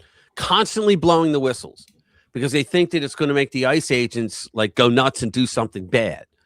It hasn't happened yet, but it's just those little things. This is what she's talking about doing. Do things to make their lives miserable. And therefore, they might want to leave or they'll make a real fatal mistake and then they get pulled. Toxic. Yeah, just what a piece of shit. What a human debris that woman is. Let's see, what do we got? Her flanges. What's up, Spanish chicken? Good to see you, man. Let me see. Amy Adams, yeah. Had a thing for gingers. You do? You have a thing for gingers? Oh, wow. All right. Let's see. Share screen. Let's see what's next. We have, yeah, this is great. From Town Hall, our viral Veep shames the impotent or impotent libs. This is Kurt Schlichter. All right. The news that JD he doesn't do videos. So, yeah, all right. I'm not going to read the whole thing, but so he has the news that JD Vance is having a fourth child, this time while vice president, is not only joyous for his family, but a wonderful example of potency for the rest of America. And remember those lib nut women were saying, you know, I wanted to look at her and say, like, are you okay? Like, just blink twice. Remember that? When Jen Psaki, when she was saying that on CNN or MSNBC, wherever the hell she was, and she was saying, like talking to the vice president's wife, saying, look, if you need help, just blink twice rapidly, you know? And it's like, what the fuck is wrong with you people? She said it on a national show. All right, we just hit a new low of 1.61 kids per woman, and the replacement rate is 2.1 kids per woman. That's bad. That's bad. The only reason our population is growing is because of the influx of aliens. Notice he didn't say illegal aliens. That's in the Constitution. It means a person. But the good news is that patriotic, normal Americans like the Vances know how to reproduce. And the consensus on the right is growing that we need to get collectively busy, if you know what I'm saying. This new virility is the powerful rejection of the miserable mindset of the SSRI gobbling Chardonnay pseudo women and their sexually inadequate male identify. You know what? Should I play it?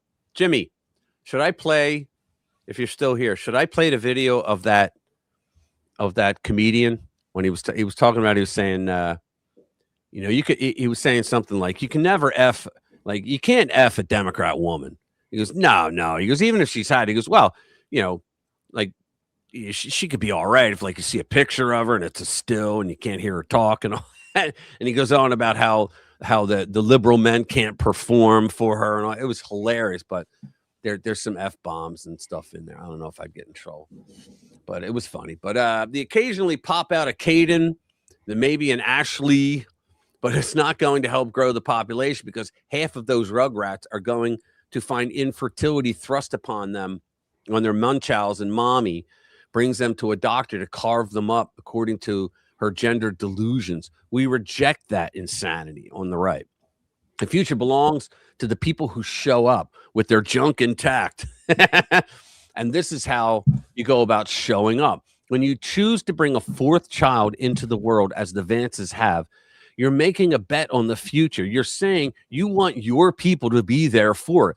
Someone's going to be there, and I say it be us and our progeny, not someone else's. It's true.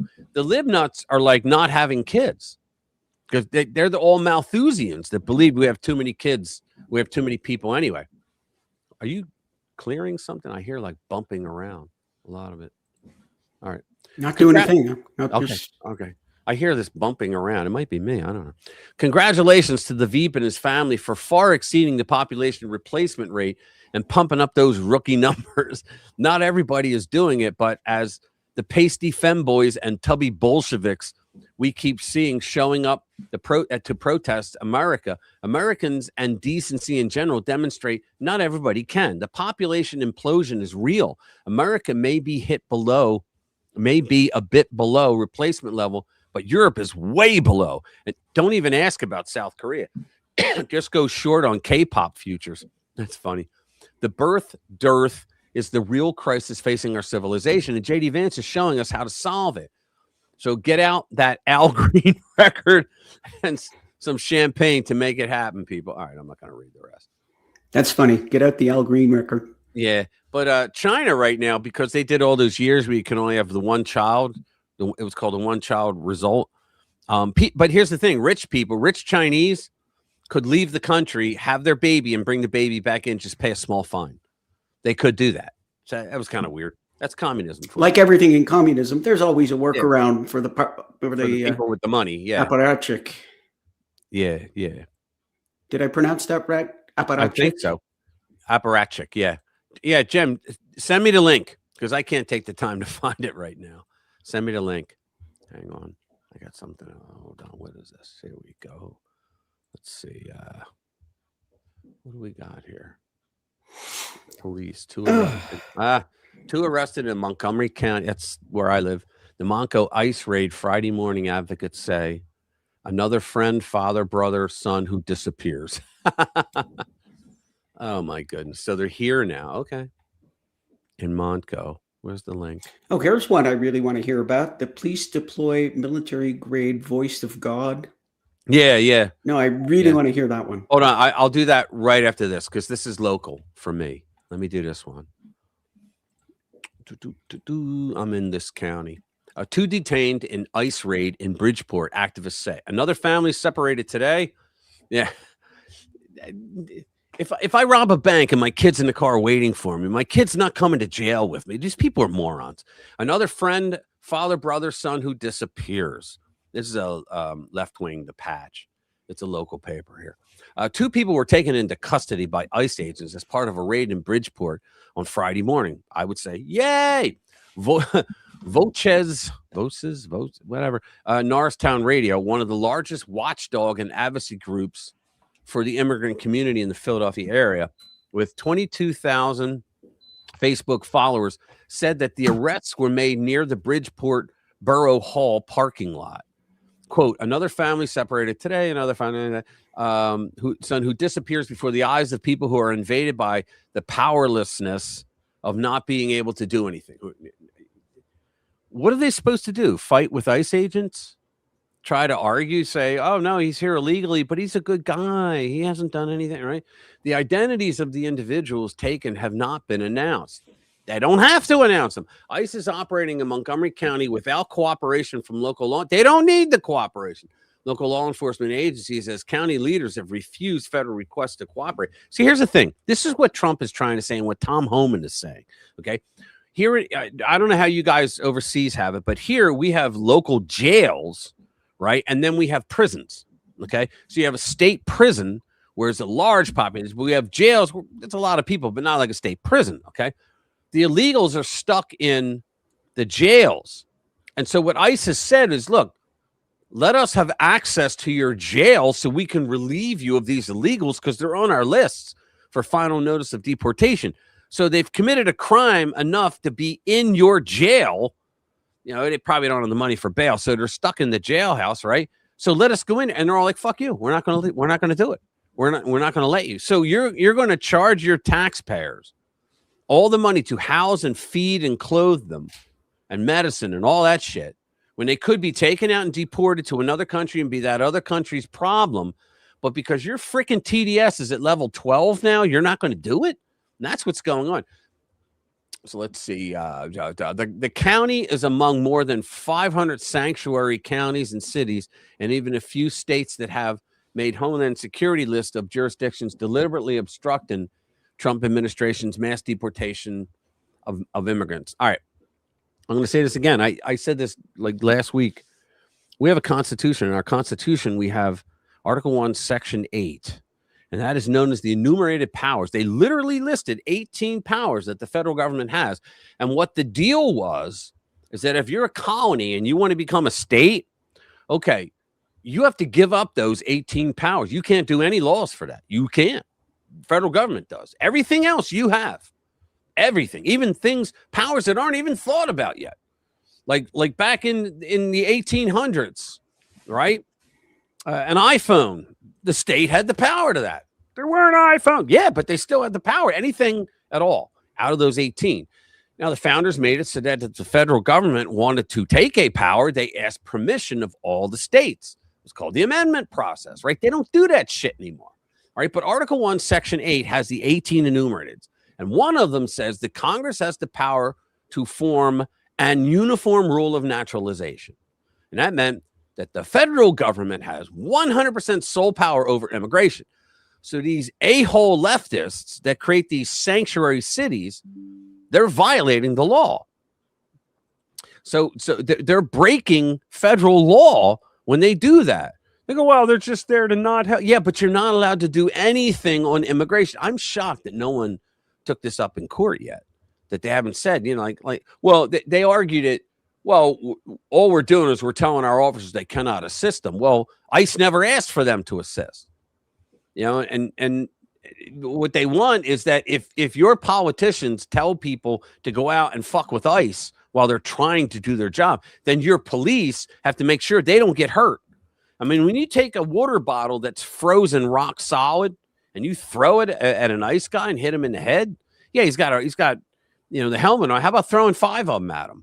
Right? You still feel the concussion of that shit, right? And they hurt when you whiz them at somebody. I mean, it's just all kinds of stuff like that. When they throw water in their face, how do you know it's water? You don't. It could be it could be acid, could be anything. These people are fucking nuts. These leftists, they're crazy. So, I mean, we now have them in Montgomery, in my county. That just pisses me off that we have these libnuts in my county that are saying that we want ICE out. We should turn around and go back at them and say, we should get a group of people to go back at them and contact those politicians and say, no, we want ICE here. We want you out. We don't want you here. We want ICE to come in and remove the violent, criminal, illegal aliens. Bridgeport is among several local communities with strong immigrant populations. That's a lie right there. It's strong illegal immigrant populations. They want you to think that they're going and deporting immigrants. They're not. They're deporting illegal immigrants. The big difference, but they conflate the two. This is what libnuts have done since there have been illegal immigrants. Nearby, both Norristown and West Norton have experienced major raids over the last several months, while advocacy organizations reported ICE arrests in Westchester on Friday morning. I have to go into Norristown. I think it's next week. I got notice today. The sheriff's office contacted me today and told me that they request me to be there because I renewed my carry permit. And this time it didn't take 3 months because COVID was over. So it only took me like a week and a half. That's pretty good. The first time I got it in another county, in Bucks, when I was living in Bucks County. I got it in 90 minutes because their sheriff was a Republican. No lie. So that's the politics you deal with in Pennsylvania. Let me see. Close that. Now, which was the one you wanted? The story on the boombox. The boombox? Yeah. I don't see the word boom. I just did a sort. Where is it? It's below the one about Alex Preddy. Okay. Let's see. That one. Oh. Yeah, it's not a boombox. All right, cool. I got it. The voice of God. Yeah, let's do that. This is from Slay News, which is good. Police deploy military-grade voice of God battlefield weapon to shut down anti-ICE rioters. That's pretty good. A military-grade crowd control device capable of projecting powerful, focused sound was brought to the forefront during a tense anti-ICE protest in a Minneapolis suburb as state troopers moved to restore order after days of unrest. Minneapolis State Police or State Patrol officers confronted demonstrators outside the Spring Hill Suites in Maple Grove, where protesters believed the federal immigration agents were staying. After the crowd refused repeated orders to disperse, officers warned they would deploy a long-range acoustic device, LRAD, issuing a countdown before preparing to activate it. These people, yeah, it doesn't mean anything. You know, the LRAD is a highly directional loudspeaker originally developed for military use. It can broadcast amplified voice commands over long distances or emit piercing deterrent tones designed to disrupt and oh, we gotta listen to this. Put a long-range acoustic device in LRAD. 1, 2, 3. Here we go.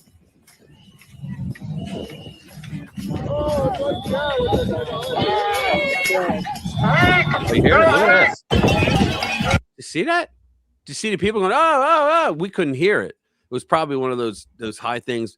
But that's exactly what the guards outside the bunker in Venezuela said when they saw those Green Berets or SEALs or whoever did it drop out of the helicopters, and they held this device, and they said their skin started rattling. They had a headache. They fell on the ground. Yeah, I was going to say it must be a higher power frequency unit, because they were hear, talking about, you know, nosebleeds, headaches, yeah, exactly, bleeding from the ears, and they fell on the exactly. ground, and they felt like they'd been hit with something.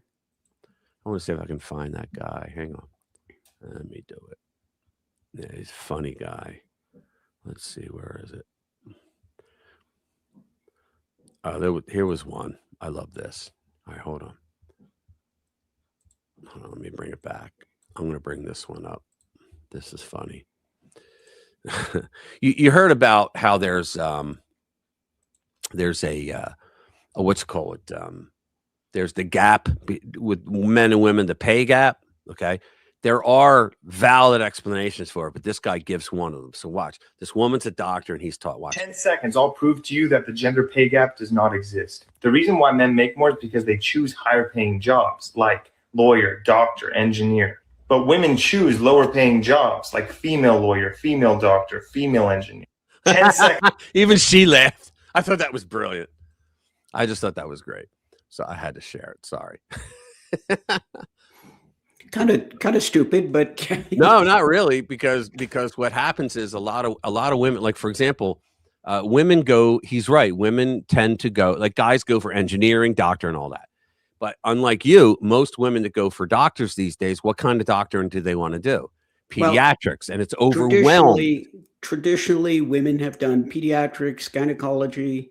Not even gynecology, but pediatrics. I knew a woman that was a gynecologist, but she was this close from being a proctologist, just that close. Some of you guys will get that later on. You're going to laugh. Think about it. You'll be but lying. Most women today go into pediatrics, and pediatrics is overwhelmed with doctors, and so they don't make shit. Yeah. What's up, 40? How you doing, brother? Good to see you, man. You're up late. Let me see. Hey, what's up? What's up, Pam? How you doing? Yeah, but what's it called? So what happens is they choose like was it like social sciences, stuff like that just doesn't pay shit. Right? And guys go into fields that pays a lot of money. But here's the part that that the libnuts don't want to tell you when they write their Sunday op-ed about this shit. That a woman generally who goes into what is known as a male-dominated field, that over the course of just a few years, she catches up to him as far as rank and pay, and sometimes outdoes him. Because the whole mindset of a woman being in a man's, she has to prove herself twice as much and all that shit, right? But overwhelmingly, women choose fields that make them happy, but they don't pay jack. Yeah, like teacher. Yeah. You don't make any money doing that, but you like doing it. Yeah, but right? Like I can tell you as a physician, when you bill the insurance company, they don't have two different rates. Oh, that's true. I have never ever seen a woman driving a honey truck. You know what? You're right. It's true. But yeah, when you build the insurance for a procedure or whatever, you don't get a different fee if you're a man or a woman. If Right. you go to one of the airlines and fly at an airplane as a commercial pilot, you're on Right. the same pay schedule depending on Right. depending on your experience, your Well, years in. I won't name her, but we have a female programmer, and she's retired, but she still works 2 days a week because we asked her to, because she has these apps that she controls and she knows the code, and she's happy to do it, right? But I tease her all the time. I say, wow, when you started programming, did they have cars back then, or did you have to come to work on horseback and stuff like that? Right? I just tease the shit out of her. But she once complained that, for example, when I was hired, okay, she had been at the company for like 30 years, and I get hired and I'm making like 40,000 more than she did. She's like, I've been here for that. I'm like, okay. Well, first of all, I was like, when you started, you weren't a programmer. You started out, you were a digital keyer. You keyed things in for billing. I said, that's what you did. And I said, so when you moved in to become a programmer because you went to school for it and all that, I'm willing to bet you did not negotiate a salary. She goes, no, I didn't. I took what they offered because they put the post up for it, and I answered it, and they hired me after they questioned me and interviewed me. And I'm like, right. I was like, but a guy would have negotiated. I was like, when I started there, they said, well, you get 2 weeks vacation. I said, no, I'm going to get 3. They went, okay, you get 3 weeks vacation. And they just caved. Like, okay, you get 3 weeks vacation. Right. And they gave it to me like right away, day one. They said, your 401k, you'll be fully vested at 100% after a year. I said, no, you're going to fully vest me now. And they went, okay. And they did. And I said, most women do not negotiate salary when they're talking with a potential employer. They just don't. The ones that do, guess what? They usually come out successful. But women don't do that. And so when they say that women earn less, like when they say women do the same job and they earn less, well, there's an answer for most of that as well. If you have a guy who's been doing a job and he's been there 10 years, now you got a woman that comes in and she gets hired for the same job. Okay. If your area, all right, your region doesn't have the starting salary at the same rate as that guy, she's not going to be making as much. She's doing the same job, but he had seniority over her and went through years of increases, right? And so they say that that's illegitimate, that it's not right. Well, what? It's supposed to be right that you bring because she's a woman, that she automatically goes up to the level where the guy that has like 10 years experience? No, I don't think so. No, like I said, it's like flying an airplane. You go on the pay structure and you start where the guy started. Yeah, that's pretty funny. Yeah. You go on the pay structure. You're doing the same job as a male pilot or first officer, but that male pilot has been there 5 or 10 years. So he's been on that pay structure and gotten the annual increases. And of course, you're going to be at the bottom of this pay structure because you're starting here. Right. Now, here's a legitimate one. My mother worked at the University of Pennsylvania School of Periodontics, okay? And she managed 5 clinics there for years. She was there for like 22 years. She was the president of the American Dental Association, all that shit, right? For 20 years.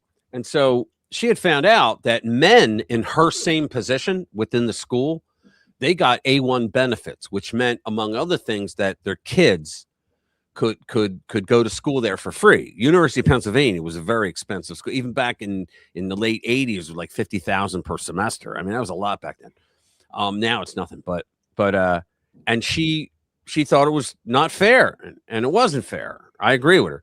And so my mother was a feminist. She was an equity feminist. She hated all men. Yeah. Don't get me wrong.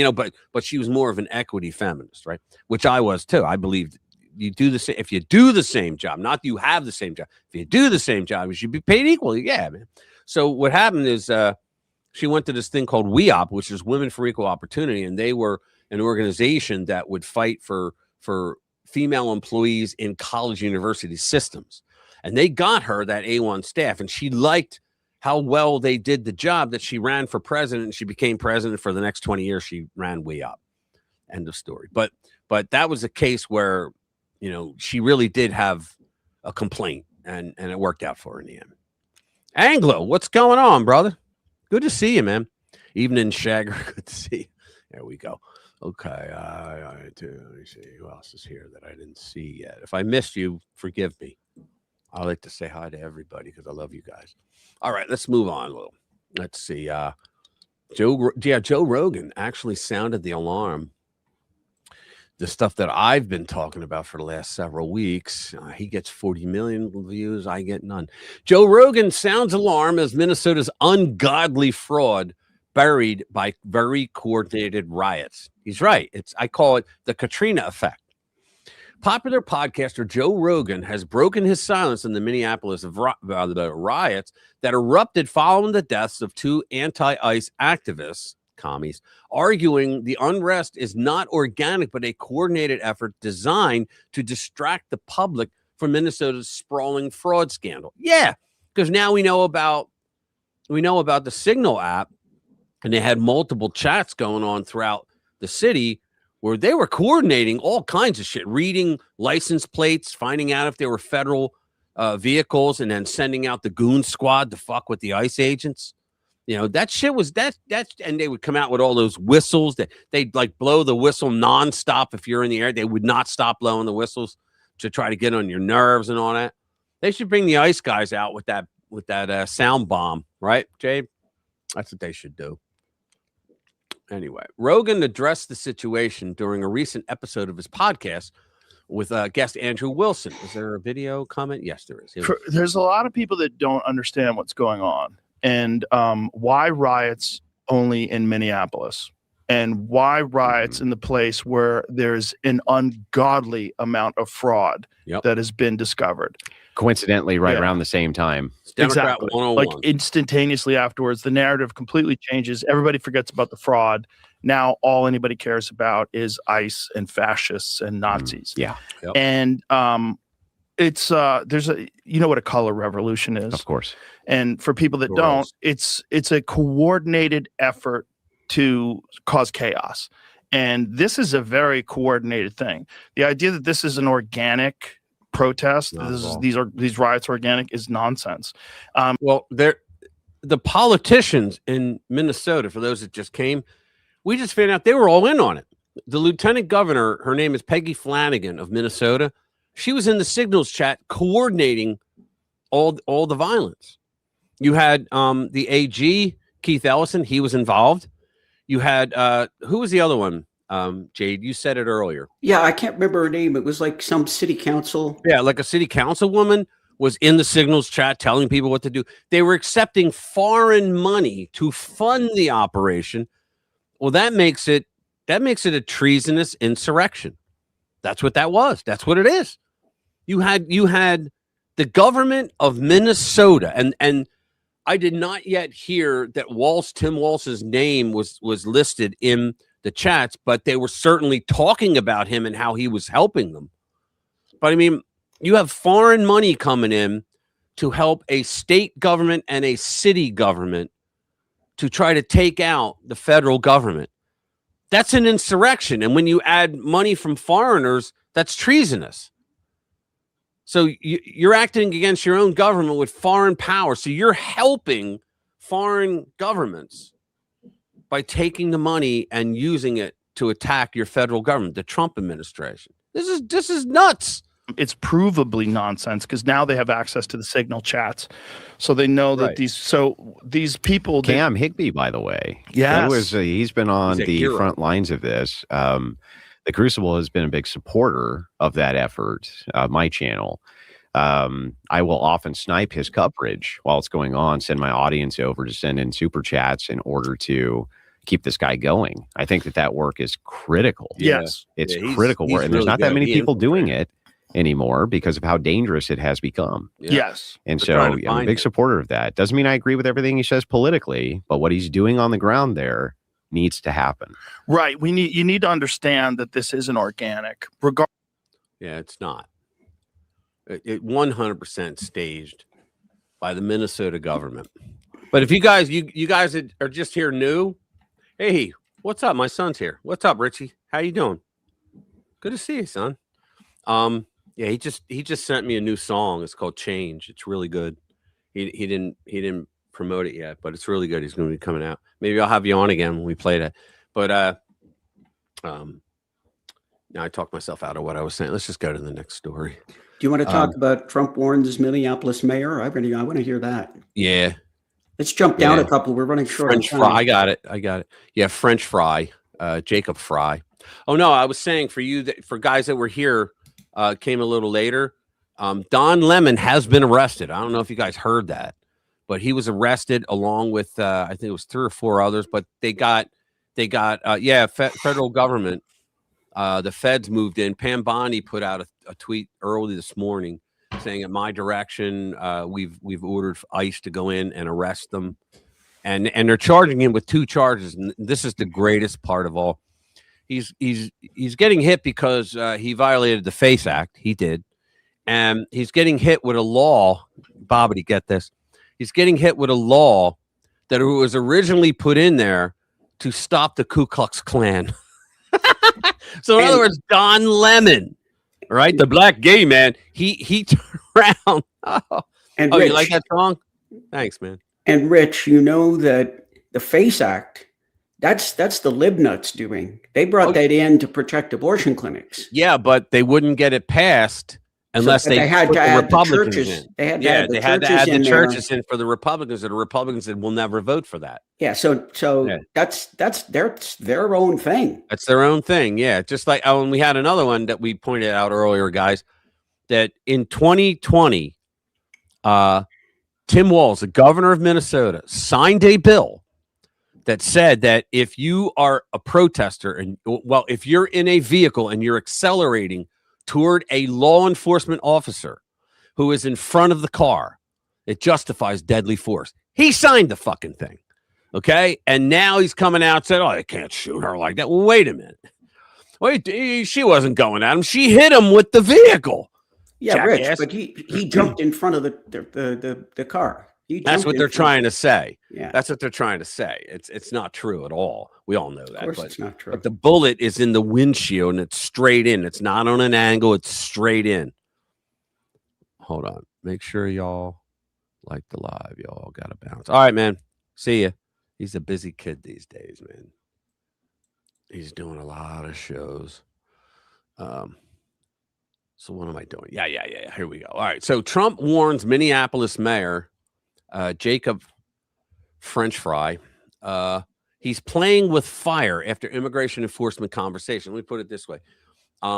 Trump spoke with Walz, and I believe with Jacob, either that or he spoke about Fry, and Walz went down, and they both capitulated right away, which is why I showed a video in one of my last videos where it showed all the Minneapolis cops running like hell towards those the protesters and just took them all out. Right, they were gone. Right, and they could have done that all along, right? But they didn't. And a lot of them were like, "Wait a minute, why are you doing this?" You know, because they thought they had permission to do things because the Democrats in power there told them to stand down for all these months, right? So it was a beautiful thing to watch that. So that's what he's talking about. Like within 24 hours of them capitulating, they're now coming back trashing ICE again, because you know what happened. The foreign powers probably said, "You took money from us. We mess you up," or whatever, however the Chinese people would say.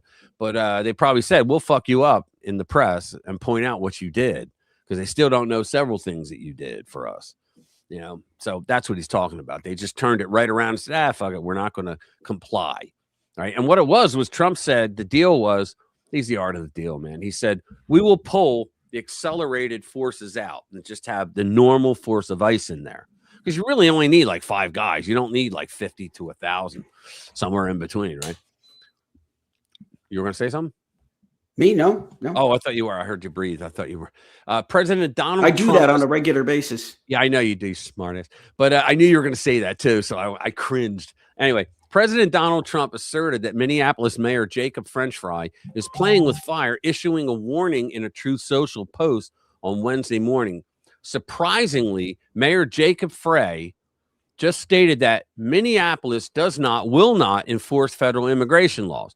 This is after having a very good conversation with him, he said in the Post. Could somebody in his inner sanctum please explain that this statement is a very serious violation of the law and that he is playing with fire? Okay, Yeah, wait a minute.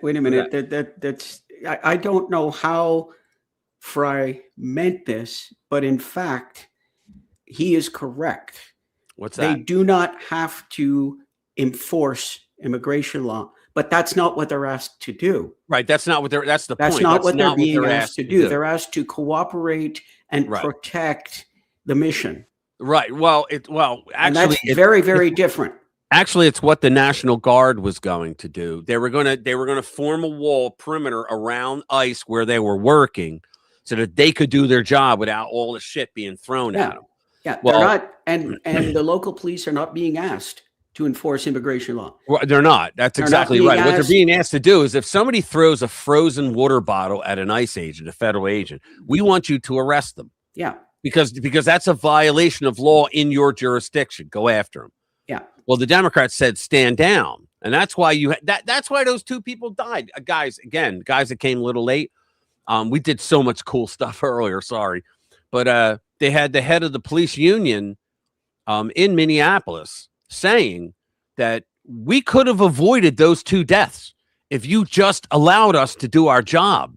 So now there's an argument within the ranks of police saying, yeah, you guys gave us a stand down order, because Democrats never like to admit they gave stand down orders ever since Benghazi anyway. So let's see what else he said. Frey responded to the president's comments. Yeah, real tough guy. The job of our police is to keep people safe, not enforce. That's exactly right. No one asked them to enforce federal laws. I want them preventing homicides, not hunting down a working dad who contributes to MPLS. That's not what they asked them. What about preventing assaults? Right. Well, you know what it is? They dehumanize the ICE agents. So you don't have to. Who cares if an ICE agent gets hurt? He's the enemy. Remember, we went through that too, guys, about why the progressive women are always on the wrong side of every argument. It's psychological. But anyway, so he said it's similar to the policy your guy Rudy had in New York City. Everyone should feel safe, calling 9/11 the mayor asserted in a post on X, making an apparent reference to former New York City Mayor Rudy Giuliani. But Rudy Giuliani's thing was, for example, if a guy goes up and spray paints a wall, you arrest him. If he comes back, spray paints another wall, you arrest him. If he sprays a third wall, you arrest him. In other words, every time somebody breaks any law that's an arrestable offense, you fucking arrest them. And guess what? The criminals pay attention. They read the news and they watch the news. They know what's coming up. It's called broken windows theory as well. They practice that. Broken windows theory, for those that don't know, is if you go into a neighborhood and you're a criminal and you want to see, is there money to be made here? And you see broken windows and graffiti all over, you go, yep, I can make some money here. Why? Because the people there did not take the time to scrub the graffiti off their walls or to fix their windows. Well, it just means that it's a crime-ridden area. Exactly. And so that's when they go, you know what? I can make money in this area. So Giuliani says, if you clean it up, like he didn't advocate government forcing people, but he just sent like mailers out and tried to train people. Like if you just clean your property up, no matter how many times they do it, then you're going to have less crime. Otherwise, you're going to breed more crime. Yeah, but he was also going after the people that were breaking the windows and and he was arresting them, right? And it worked. I mean, when he got in there after what was it, Dinkins? Like the first time he ran, he lost, and the reason why, because it just wasn't bad enough. It was bad, but for liberals in New York, it wasn't bad enough until it was, and then Rudy won. It's the only way he won. It got bad enough. They said, fuck it, we'll elect a Republican. Plus, Rudy was pretty famous because he was the U.S. attorney under Reagan who put away the mob. He put away the big mobsters, right? So he was known for that. So the president issued the warning on Wednesday after Frey, who met with Trump's border czar Tom Homan on Tuesday, declared in a Tuesday post on X that the city will not enforce federal. This is what gets me.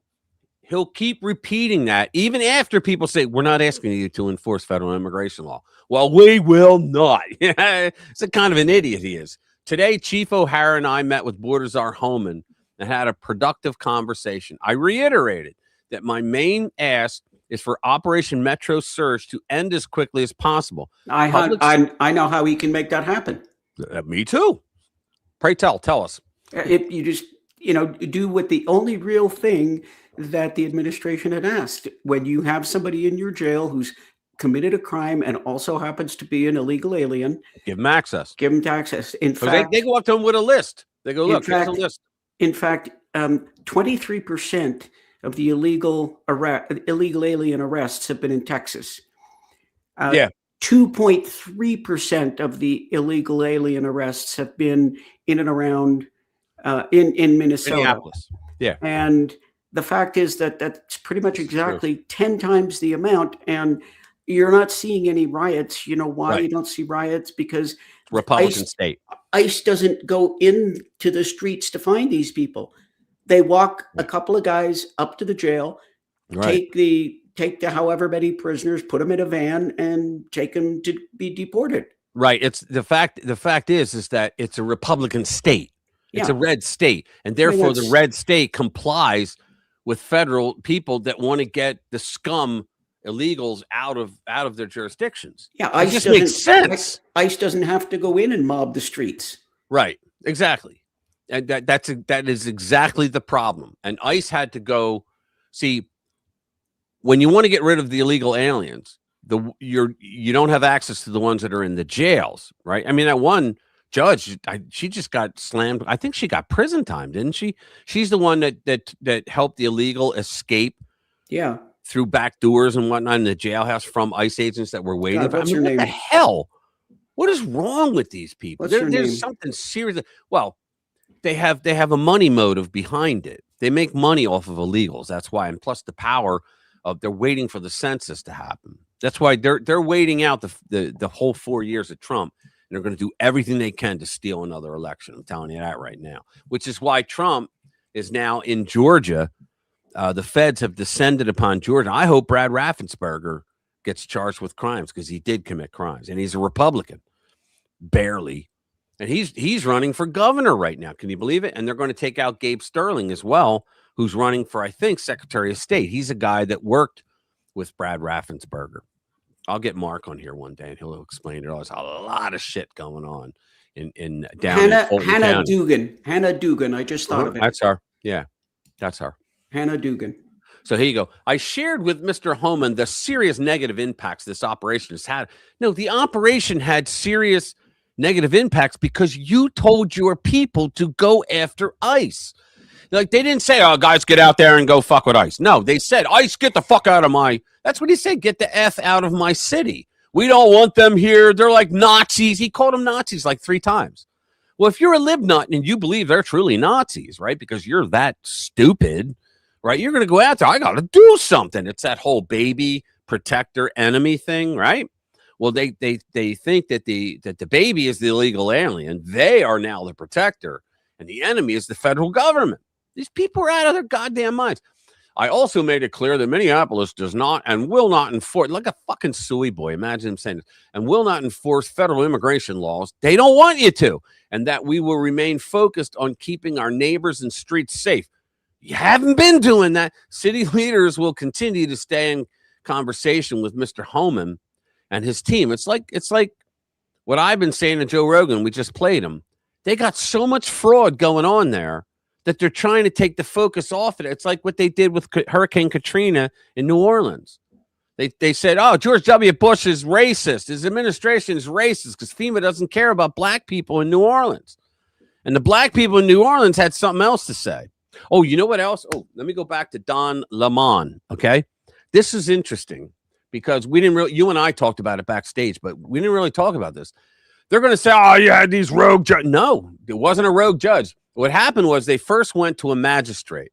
Now, for you guys overseas, a magistrate here is barely a judge. He gets the shit cases, and then he empties the trash cans before the end of the night, okay? He's really not that important. But he was probably around, right? And so they threw it at him. He said, no, I'm not going to charge Don Lemon. So then they went to a real judge, and he said, nope, not going to do it. They went to a second real judge. He said, nope, not going to do it. They went to an appellate court, and they said, no, we're not going to do it. So that's the system there in Minneapolis. They're all left-wing judges that didn't think that he violated the FACE Act or any of the violations he did. So they went to the next best, well, actually, they should have gone first, thing possible, as they went to a grand jury and they indicted him lickety-split. And here's the reason why. You have Minnesota, about that much of it is blue. The rest is all red. It's just that there's so many goddamn people in that little spot of blue in Minneapolis and St. Paul, in those cities, that they outnumber the people in the suburbs and the rural areas. So I heard a woman call in on Sirius XM. I think she talked to Andrew Wilkow. It was during the Wilkow Majority. He's a great talk show host if you can listen to him. He's on X, Wilkow Majority. But she called in. She said, look, I just want to talk. She goes, I'm from Minnesota. She goes, I'm not in Minneapolis. She goes, I'm out in the suburbs close to rural land. She goes, we just cringe every time he gets on the mic and says, Minnesotans don't want ICE. She goes, no. She goes, we want ICE. She goes, we all want ICE here. She goes, we are the overwhelming majority of the land is red. She said, we do want ICE. It's these blue havens that don't.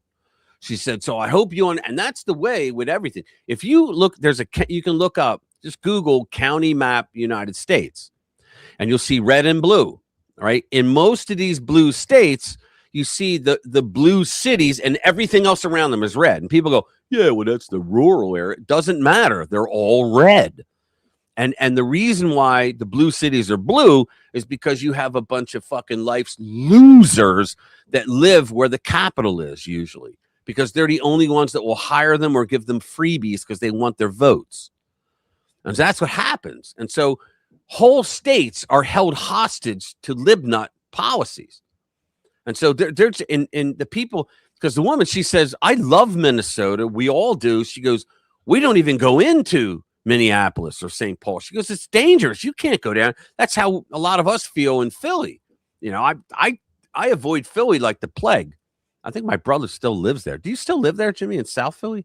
I think he does. Yeah, it's kind of like us in Colorado. We're held up by Denver and Boulder. Your Democrats out there are just out of their effing minds. Oh yeah, they're crazy. They're just nuts. Yeah, I've seen some of the things that they voted for. All right, we don't need to do that one anymore. Stop sharing. There we go. Let me get rid of that. Save up some memory. Where the hell am I? There we go. Okay. Let's bring it back.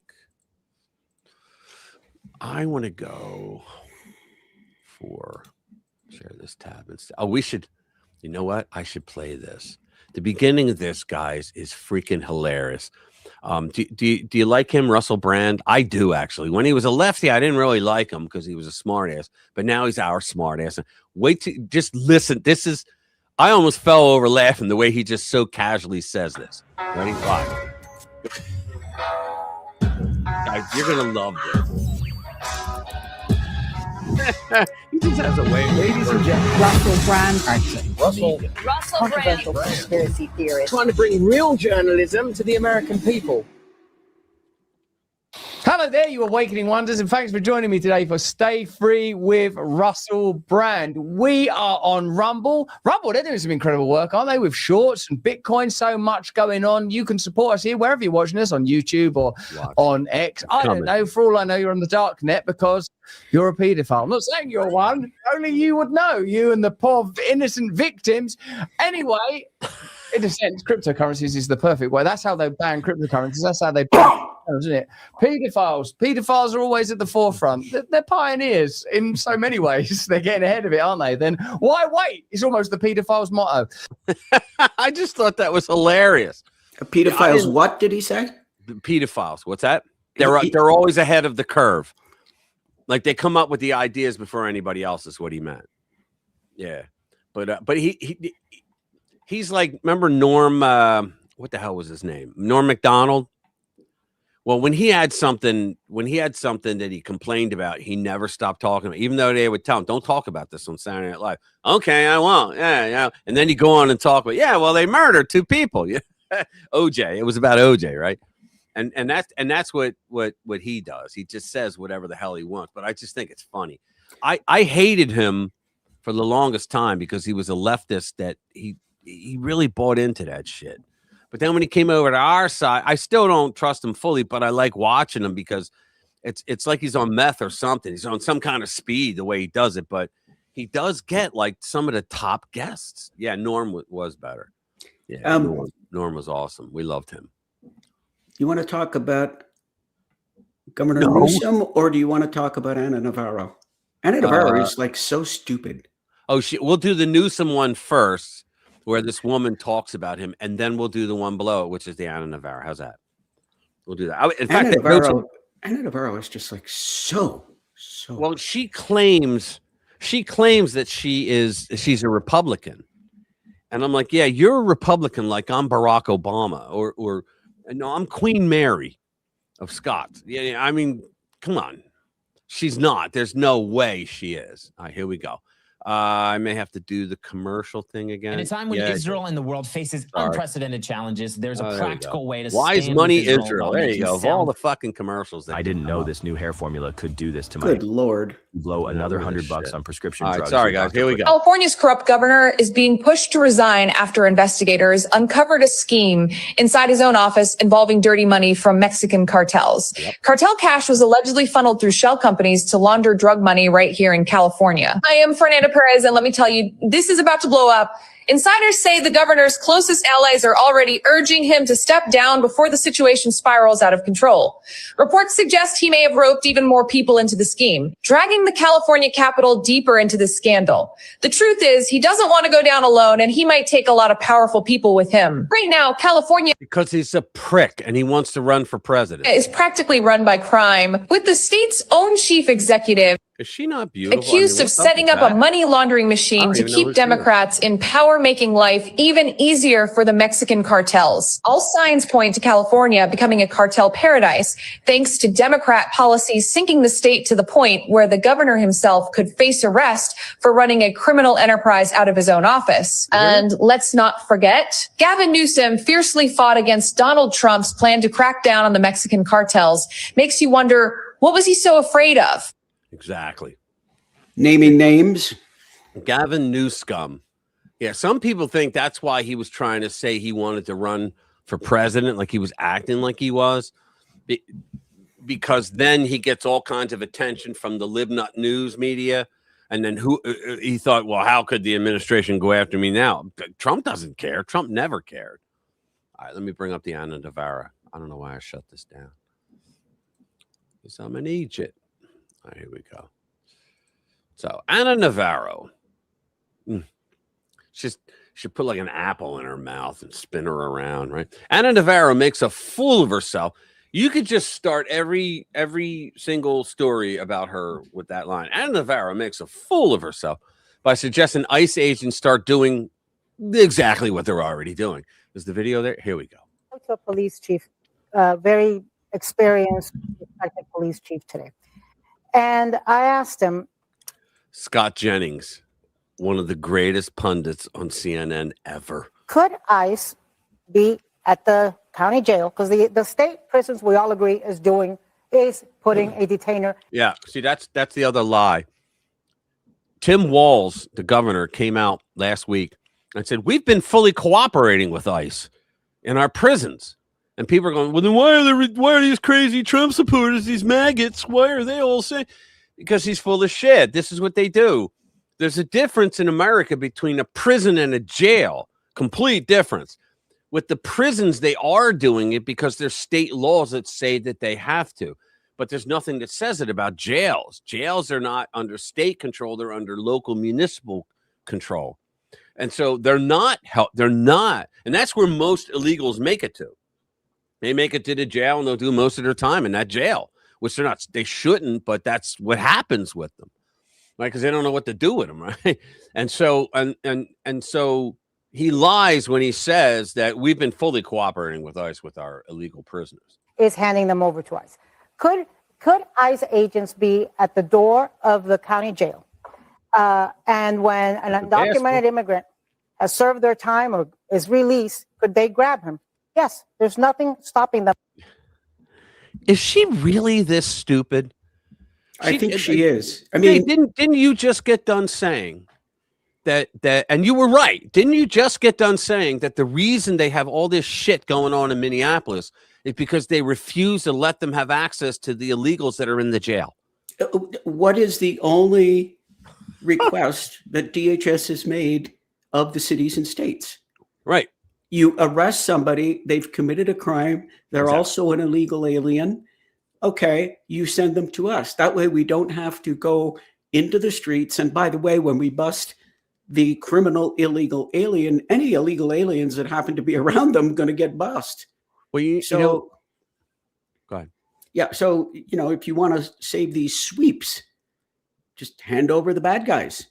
It reminds me of Jan Brewer. You remember who she was? No. She was a Republican governor of Arizona. Yeah, I do remember the name. I don't remember. So what happened was, here's what happens, guys. I don't know if you guys know this or not, but the number 2 place where the second most dangerous place where kidnappings happen is in Phoenix, Arizona. And you think, why the hell in Phoenix, Arizona, right? And it turns out that in Phoenix, they have the pipeline where the cartel would come over. They were the guys dressed in all black. They have the backpacks and the drugs are on the backpacks. And when they left the cartels to head to America to dump, to sell off to their dealers in there, they had a message, and it said, you come back with the money or the product, or we kill your family, your entire family. Right. And so they knew that. So what would happen is these cartel guys would they'd come in through Phoenix, right? Because there was no border wall or even a fence there. It was easy to get through. And so what happened was there were rival gangs already in the United States, and they would rob them of the money. So let's just say if they owed $300,000 for the cocaine, back to the cartel, they can't go home empty-handed. So they would kidnap 2 or 3 Americans and ask for $100,000 ransom. This happened all the time. So it was the number 2 place. You know where the number 1 place in the world is? Mexico City, for the same damn reason. Right. So Mexico City and Phoenix, Arizona, right? So because of that, Jan Brewer, to protect her people in Arizona, the governor, she asked the Obama administration, she asked them, can you please send ICE agents here to take, well, there weren't ICE. Can you send Border Patrol agents here to take care, to get rid of them? And he said, oh, we just don't have the people to do it, right? And so she said, fine, you keep telling us that you can't send them because you don't have the manpower. So our legislature just wrote a law, and I just signed it. And what the law said was that if a local or state police officer in Arizona, if they say they pulled someone over, all right, they can't just say, what's your status? Right? Like, I'm in Pennsylvania. We don't think about your status. What the hell you mean?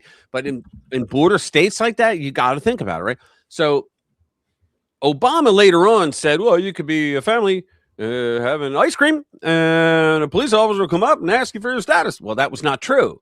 But at the same time, his federal agents that were into immigration could.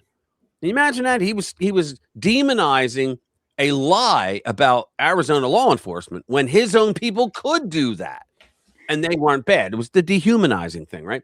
So what happened was the law said that if it was in the commission of another crime. So in other words, if you say, can I see your ID? And you don't have a driver's license, but you're driving, you've committed a vehicular code crime. So then they could say, what's your status? But if the guy pulls out a driver's license, it's over. He can't ask. All right. That was literally written in the law. And what they would do when they arrested them is they would deliver them to the Arizona federal building and say, there you go. You guys needed, you guys didn't have the manpower. We just gave it to you.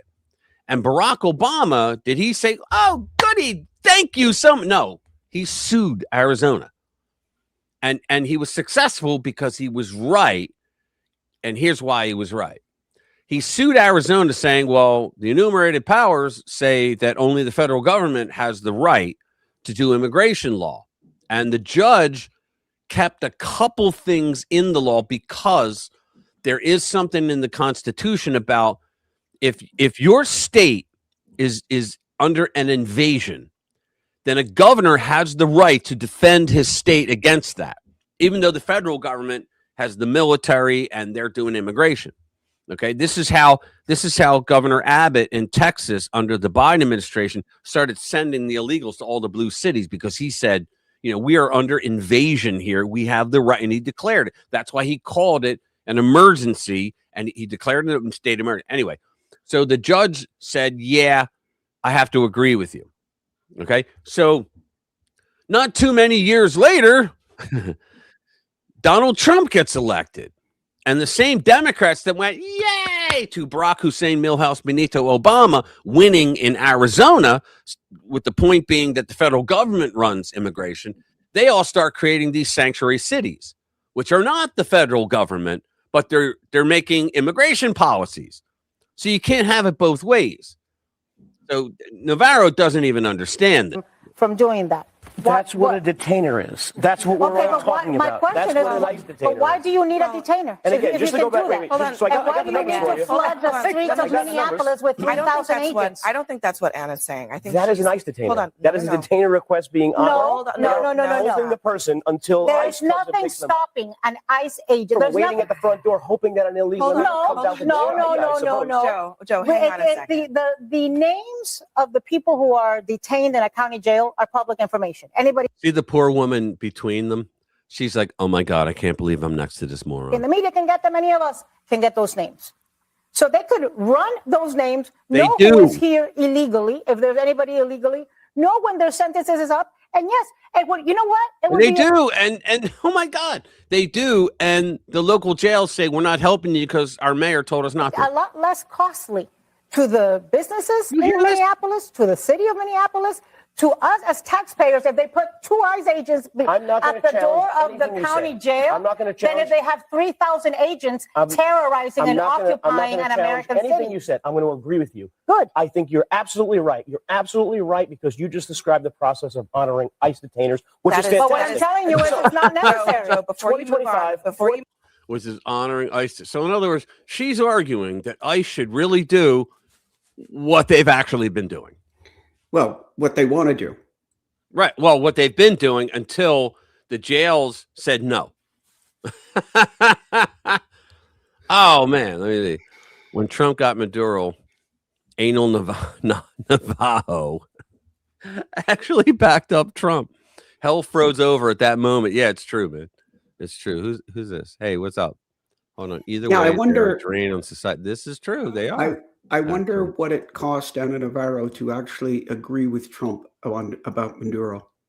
Yeah, I know. Well, she did. I think she's originally from Venezuela, or she has family that's from Venezuela. Yeah, but what did it cost her in here? I know. You know, I mean, what kind of pain did she feel that she was agreeing with Trump? She's like, I was wrong. Here you go. This is the one we were talking about earlier. We'll play it now. It's there were two TSA agents. See your bags, check your bags, sir. It was those. They were having a meal in a restaurant, and the locals went federal government, right? And they just freaked out thinking that they were ICE. All right, we got to get through the commercials. Watch what happens when a 50-year-old man bought DHT naturally for just 90 days. Day one. Cut your cable and streaming bills to zero. Thank you. Without changing how you watch TV. Netflix and Apple right now. Which, same thing as ICE. Oh, hold on. I'm sorry. Well, this appears to be a case of mistaken identity. Some TSA officers were eating dinner here. Someone thought they were ICE, and then the crowd showed up. Yeah, but what right do they have to fuck with people that are like American citizens who are eating in a restaurant? You hear all the noise? Blaring of anger in Linwood. Little agent got this from ICE. A crowd of anti-ICE protesters swarming a restaurant after reports that off-duty ICE agents were inside. But law enforcement sources tell Fox 11 this may be a case of mistaken identity. The agents weren't ICE, but instead TSA officers eating dinner. ICE. LA County Sheriff's deputies called in for crowd. And they wonder why the ICE people wear masks. Yeah, really. Seriously. Control, eventually calming Like the their situation. SWAT teams in the local cities. They all wear masks too. Sure. Who are you guys with? We're at Channel 11. He's one of the idiots. Fox? Channel 11, Fox 11, yeah. Oh, okay. We asked an organizer what happened. No comment. Oh, we just want to ask what happened. Yeah, we don't want to talk. See, the other one, she got off the camera. She refused to speak with us, saying it was because we're Fox. You guys think it was ICE? Potentially. Yeah. When we turned to restaurant workers for answers, the organizer followed us inside, recording and telling employees in Spanish not to speak with us either. Yeah, sorry to you. We're not getting nobody to talk to you. Outside, straggler protesters also recording our camera, trying to stay incognito. I think there's a place and time for everything. This man arrived moments after the chaos ended to eat at the restaurant it all started. These are TSA agents. You want to understand, people get very emotional, so they easily make mistakes. It happens. You take it out on the wrong people, which same thing as ICE. They say they're after criminals, but they're taking it out on everybody. The TSA work. What? What did you just say? Hold on. They say they're after criminals, but they're taking it out on everybody. The TSA workers not. eventually escorted out safely. They're shoving people to the ground who are standing in front of their vehicle. And that ties into what we were just talking about with Ana Navarro. The fact is, they're on the streets because they can't get cooperation about the criminals. And she's sitting there saying, well, why don't they just go to the jail? And when they get released, just grab them up. That's what they've been asking for. Because you got judges that are sending them out the back door. Yeah, but that's what they've been asking for. I know. That's what Give they us your said. criminals. That's all we want. With no arrest or injuries, but a moment that highlights how tense emotions are across LA. Yeah, the emotions are tense with the lib nuts. The regular people are like, hey, can we get rid of these illegals? Like, they're costing us a shitload of money. Oh, my sister. Oh, wow. She posted a picture of my parents. I mean, these are illegal criminals that are in jail, by definition, have been arrested for a crime. And, yeah. Oh, man. Did he really say that? Oh, man. Well, you know what? I've told you what I call the view. It's 5 harpies in a table. Yeah, exactly. Oh, we got it. Hold on. Let me get through the commercials again, then I'll bring it up. About the deal reached. Hold on. I can't hear you. About the deal reached between Trump and the Dems? No. There's another woman that's, hold on. I'm going to bring it up now. It's digital ID is being normalized in Canada. To my Canadian friends, what are you doing? All right, let me bring this up. Oh, hold on. Ah, crap. I don't know why I just did that. You just zapped it. So digital ID. I'm Here we going go. to keep bringing this up until I am blue in the face. Back in 2020, I said something that made a lot of people uncomfortable. I said that we were headed towards a digital ID on our phones, one place holding all of our personal information. And yes, I am aware that a lot of our information is already digital, but right now we still have alternatives. We can still opt out. We can still choose a passport, a driver's license, a She's warning y'all. identification that exists outside of a digital system. We still have a choice. But once that choice is gone, that is when control will set in. When identity lives in one place managed by one system, compliance stops being a discussion and it starts being a requirement, something that can be turned on or restricted without our consent. Nobody believed me, not strangers, friends, not even my own family. They thought I was being dramatic or paranoid, and honestly, they thought I lost my ever-loving mind. But here's the thing. I didn't predict the future. I just stopped relying on the media to tell me what was happening. I paid attention to patterns, to pilot projects, policy papers, tech trials, language. That one's a big one. Optional. Because I know Rob encourages the cure. She's big on this. She's trying to stop this kind of shit. Digital ID. Once they do that, guys, it's over. They'll know everything you do. That's why they wanted to do that crypto type currency here. And the Democrats, when they were in charge, they actually went through and designed an entire system. All they had to do was turn it on. And they didn't because they knew Trump was getting in. Hey, Rich, so does that mean that you're not going to be first in line to get the microchip installed? Oh, exactly. Never. For now, that is how you see what is coming. And we have seen this before. I put one in my dog. That's the best complied not that I'll because do. they fully agreed, but because they felt like In case they he had gets no lost. choice. It was more convenient to comply than to manage the pressure. It's right it over was there. more convenient to get and to be shut out of society. And once people complied, the system worked exactly as designed. If you think digital ID really isn't going to be about control, think about the mandatory vaccine passport. Without it, you had no access to life. And that same pattern is happening again. And it didn't just start yesterday. Air Canada's been testing digital ID and facial recognition since 2023. It's on their website. It's optional for now. You still need to bring your passport, so nothing feels like it's being taken away. And that part is intentional because the point isn't replacement yet. It's normalization. Getting people used to scanning their face, to using identity living in an app, getting people used to access being mediated by systems. And now look around. Airports, banks, apps, biometric verification is everywhere. And this isn't just technology expanding because it always will. This is behavioral conditioning, teaching people that opting in makes life easier and opting out makes life harder. And once enough people comply because it is easier, the question becomes simple. What happens when it is no longer optional? Because if access is digital and identity is digital and participation requires compliance, what happens to the people that Brave new world. Have you already forgotten? Because we already lived this. And while people are already used to all of this, the government of Canada quietly rolled out the digital ID in December, and it is now available to download on Google Play. There was no headlines because systems like this don't arrive with force.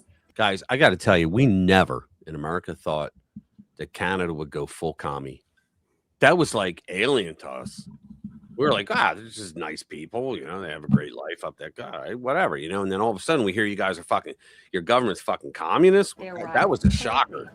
So no, I didn't predict the future. I watched what was being tested, not what was being announced. And now the thing that people laughed at me for in 2020 is sitting quietly on all of our phones. It's still optional for now.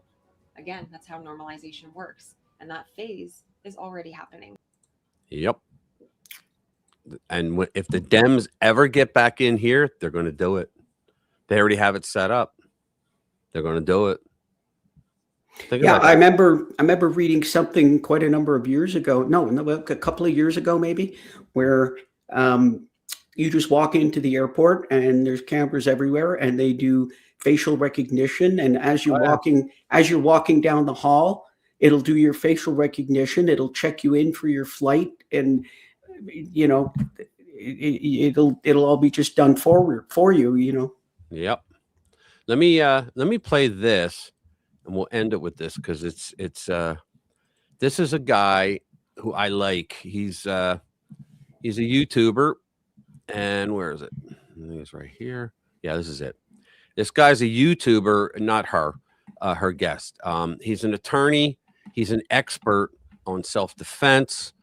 And he very intelligently points out how the Preddy shooting was justified. Unrest and agitation in the Twin Cities, and now the shooting of Alex Preddy by ICE. Even with different videos and different angles, many are still wondering what happened. There's legal analysis that Minnesota's mainstream media have been trying to ignore. Right. Next.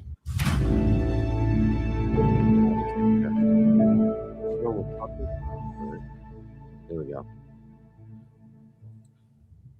Andrew Branca is an attorney, author, and internationally recognized. Andrew Branca, if you can follow him on YouTube because he's really as good. Expert on American self-defense. Andrew, thank you so much for joining me. It's a pleasure to be here. Thanks for the invite. He's a lot has happened since the chaotic incident unfolded in the street of Minneapolis involving ICE agents and Alex Preddy. A video with your analysis of the incident. It's gone viral, has millions of views in just days. But informing your analysis and opinions about this case, how many times did you watch the bystander video and review all the facts that could be seen here? You've put a lot of work into this. Yeah, I believe I've seen every video there is of it. I tend to look at all the evidence in all these cases because small changes in facts can lead to very big changes in legal outcomes. But fundamentally, all the videos are pretty consistent with each other. And really nothing's inconsistent with this being a lawful use of force by the officers. Yeah, explain that a bit more. Many people still wondering if the shooting was legally justified. And given what you've been able to review up until now, what is your opinion? Well, the legal question is, did the officers who shot Alex Preddy have a reasonable, not necessarily correct, but a reasonable perception that he was presenting as an imminent, unlawful, deadly force threat? And that's presumed to be the case. A prosecutor would have to disprove that proposition beyond any reasonable doubt. So it's a very high burden to overcome that justification. And what evidence did these officers have? Well, the moment Alex Preddy interfered with the arrest of the woman in the white coat, gets shoved by a CBP officer, he makes contact with that officer. The moment he makes contact with that officer, he's just committed a federal felony good for 8 years in a federal penitentiary. That's why they were seeking to make his arrest, because they saw him commit a forcible felony against a fellow officer. Then he's non-compliant with arrest. He's fighting them. Then they discover he has a gun on his person. They take that gun. There's cries of gun, gun, gun. The officers call to each other. He's still non-compliant. They hear a gunshot go off, and Alex Preddy's right hand comes from his waistline with a black object in his hand.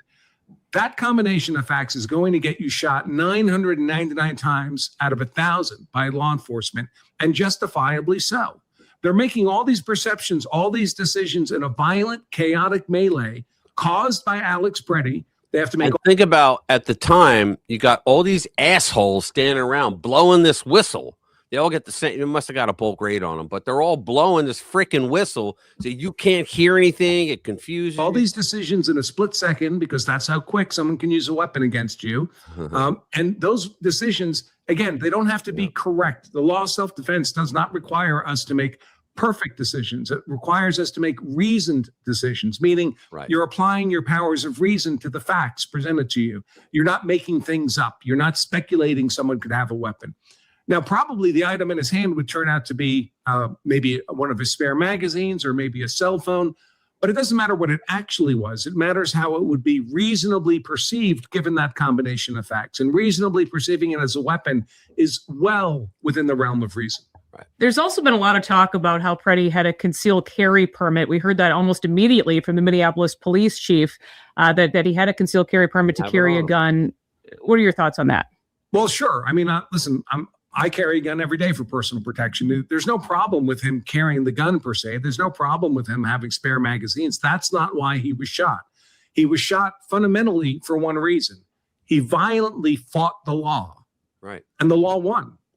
Along with what happened, before the incident, what happened after may prove to be even more important, especially with the way the media has been handling or mishandling, we should say, all of this yet again.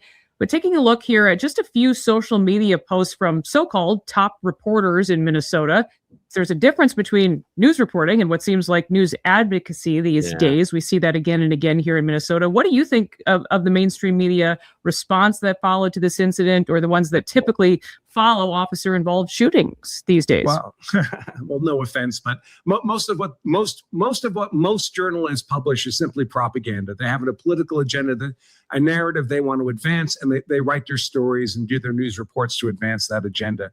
Even when they try to do it straight up, most journalists, most lawyers, by the way, too, don't really know the law of self-defense. They don't really know use of force law. We're not taught this stuff in any depth in law school. And so they simply don't really know what they're talking about. You've pointed this out as well. We've seen this happen before in Minnesota with the heart attack of George Floyd, the trial of Derek Chauvin. It should seem impossible to ignore how elected officials, the media, celebrities, many others, tipping the scales of justice long before the facts were ever known. There are plenty of similarities here, don't you think? But what does the response to George Floyd tell us about Hennepin County, and what does that matter now, given this very moment? Well, it tells us you can't get a fair trial in Hennepin County if you're a law enforcement officer and you use force in a politically undesirable way. You just can't get a fair trial. Derek Chauvin didn't get one. If this officer's involved in this shooting, or the officer who shot Renee Good, were to be tried in Hennepin County, they wouldn't get a fair trial either. It would be the same railroading that Derek Chauvin. They have immunity. Got. We now have the FBI, Andrew, investigating what's being called Signalgate, the stalking of ICE agents in Minnesota by activists, possibly elected officials, who use the Signal app to secretly communicate and coordinate. Once the facts, though, are gathered, what do you think? Could this amount to state-sanctioned insurrection, in your opinion? Yeah, it's certainly looking that way. I think we're well beyond protest. We're even well beyond impeding federal law enforcement by aggressive anti-ICE protesters. This begins to look more and more like a well-structured, well-organized command and control paramilitary operation. Yep. It's not a law enforcement problem anymore. This has become a military problem. We keep inching closer and closer to the point where Trump would not only be appropriate in invoking the Insurrection Act, but would be in violation of his duty to the Constitution to see that the laws are faithfully executed if he does not invoke the Insurrection Act. You know, we tend to think of the Insurrection Act as this old-timey law because George Washington did it first. President George Washington led men into combat against the Whiskey Rebellion, and his justification, authorization for that was the Insurrection Act.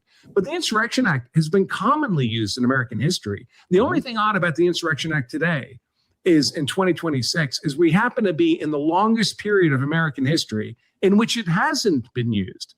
It's been used 30 times. Dozens of times by dozens of presidents when these kinds of circumstances arose. It's not only not extreme, this is the very intended purpose for the Insurrection Act. And before we go, please let our viewers know the best place to follow your work. On X or on YouTube or Rumble or Locals at The Branca Show, BRANCA. Yeah, he's pretty good. Yeah, I agree with everything he said. The only thing that I would add, and this is where we get into, kind of supposition and imagination, because everything happened in a split second, and we don't know what anybody was actually thinking. But I do know that some cops are very quick. Somebody has a gun in their hand, they shoot them. That's just it. And I'm not saying wait. I'm not saying that's what happened here. I know. I don't know. I know that the name escapes me right now. He was the head of the airport in Little Rock, the Bill and Hillary Clinton, Malinowski. His name was Malinowski. And the ATF is famous for shooting people just because they feel like, especially dogs too. They shoot dogs. They go into your house. A dog. They see the dog. They shoot it. They don't care. But they shot this man. When was this? When did that happen? Brian Malinowski. Yeah. What year? Must be a couple of years now. I can look it up real quick. Remember the ATF. They shot at Ruby Ridge. Randy, what was his name? Randy Weaver. Yeah. He did absolutely nothing wrong. Yeah, but let me tell you about Brian Malinowski. Brian. Yep. FAFO. That's exactly right. Let me see. Brian Malinowski. Let me just put this up here. Because I want to play a video of Byron Donalds. It's short, but it's okay. Let me just get this out. This is inside me. I got to get it out. When hit the like button, guys, if you haven't already, please. Thank you. Just give me just a couple of seconds. Anyway, I don't remember the year. I'm trying to find that out. But Brian Malinowski, they kind of came to the conclusion he was a collector and he sold a few guns at gun shows every now and then. Right. And so what the ATF thought would be the best option for apprehending and questioning this man, who, as I say, was the chief executive at the airport in Little Rock, the commercial airport in Little Rock. Right. This was not a sleazebag. This was a guy who engaged in a hobby and sold a few guns. Right. And what happened? Get to the point. What happened? What did they do to him? Rather than go to his office or stop him in the driveway at like 5 o'clock in the morning, a bunch of SWAT-clad ATF agents walked up. They put a piece of tape over his Ring doorbell and burst the door open. And he comes into the hall with a pistol in his hand. He thinks he's being raided, robbed. Yeah. And they shoot him. That happened with the Tawana. What was her name? I forget her name. The girl. Where the hell was it? Police went into their house. Her boyfriend was there, and they were asleep. And she comes out in the hallway yelling like, "Who is it?" And the boyfriend has a gun. Yeah, and they just opened fire. And he puts her in front of him. Yeah, and they opened fire and they killed her, and everybody got mad at the cops.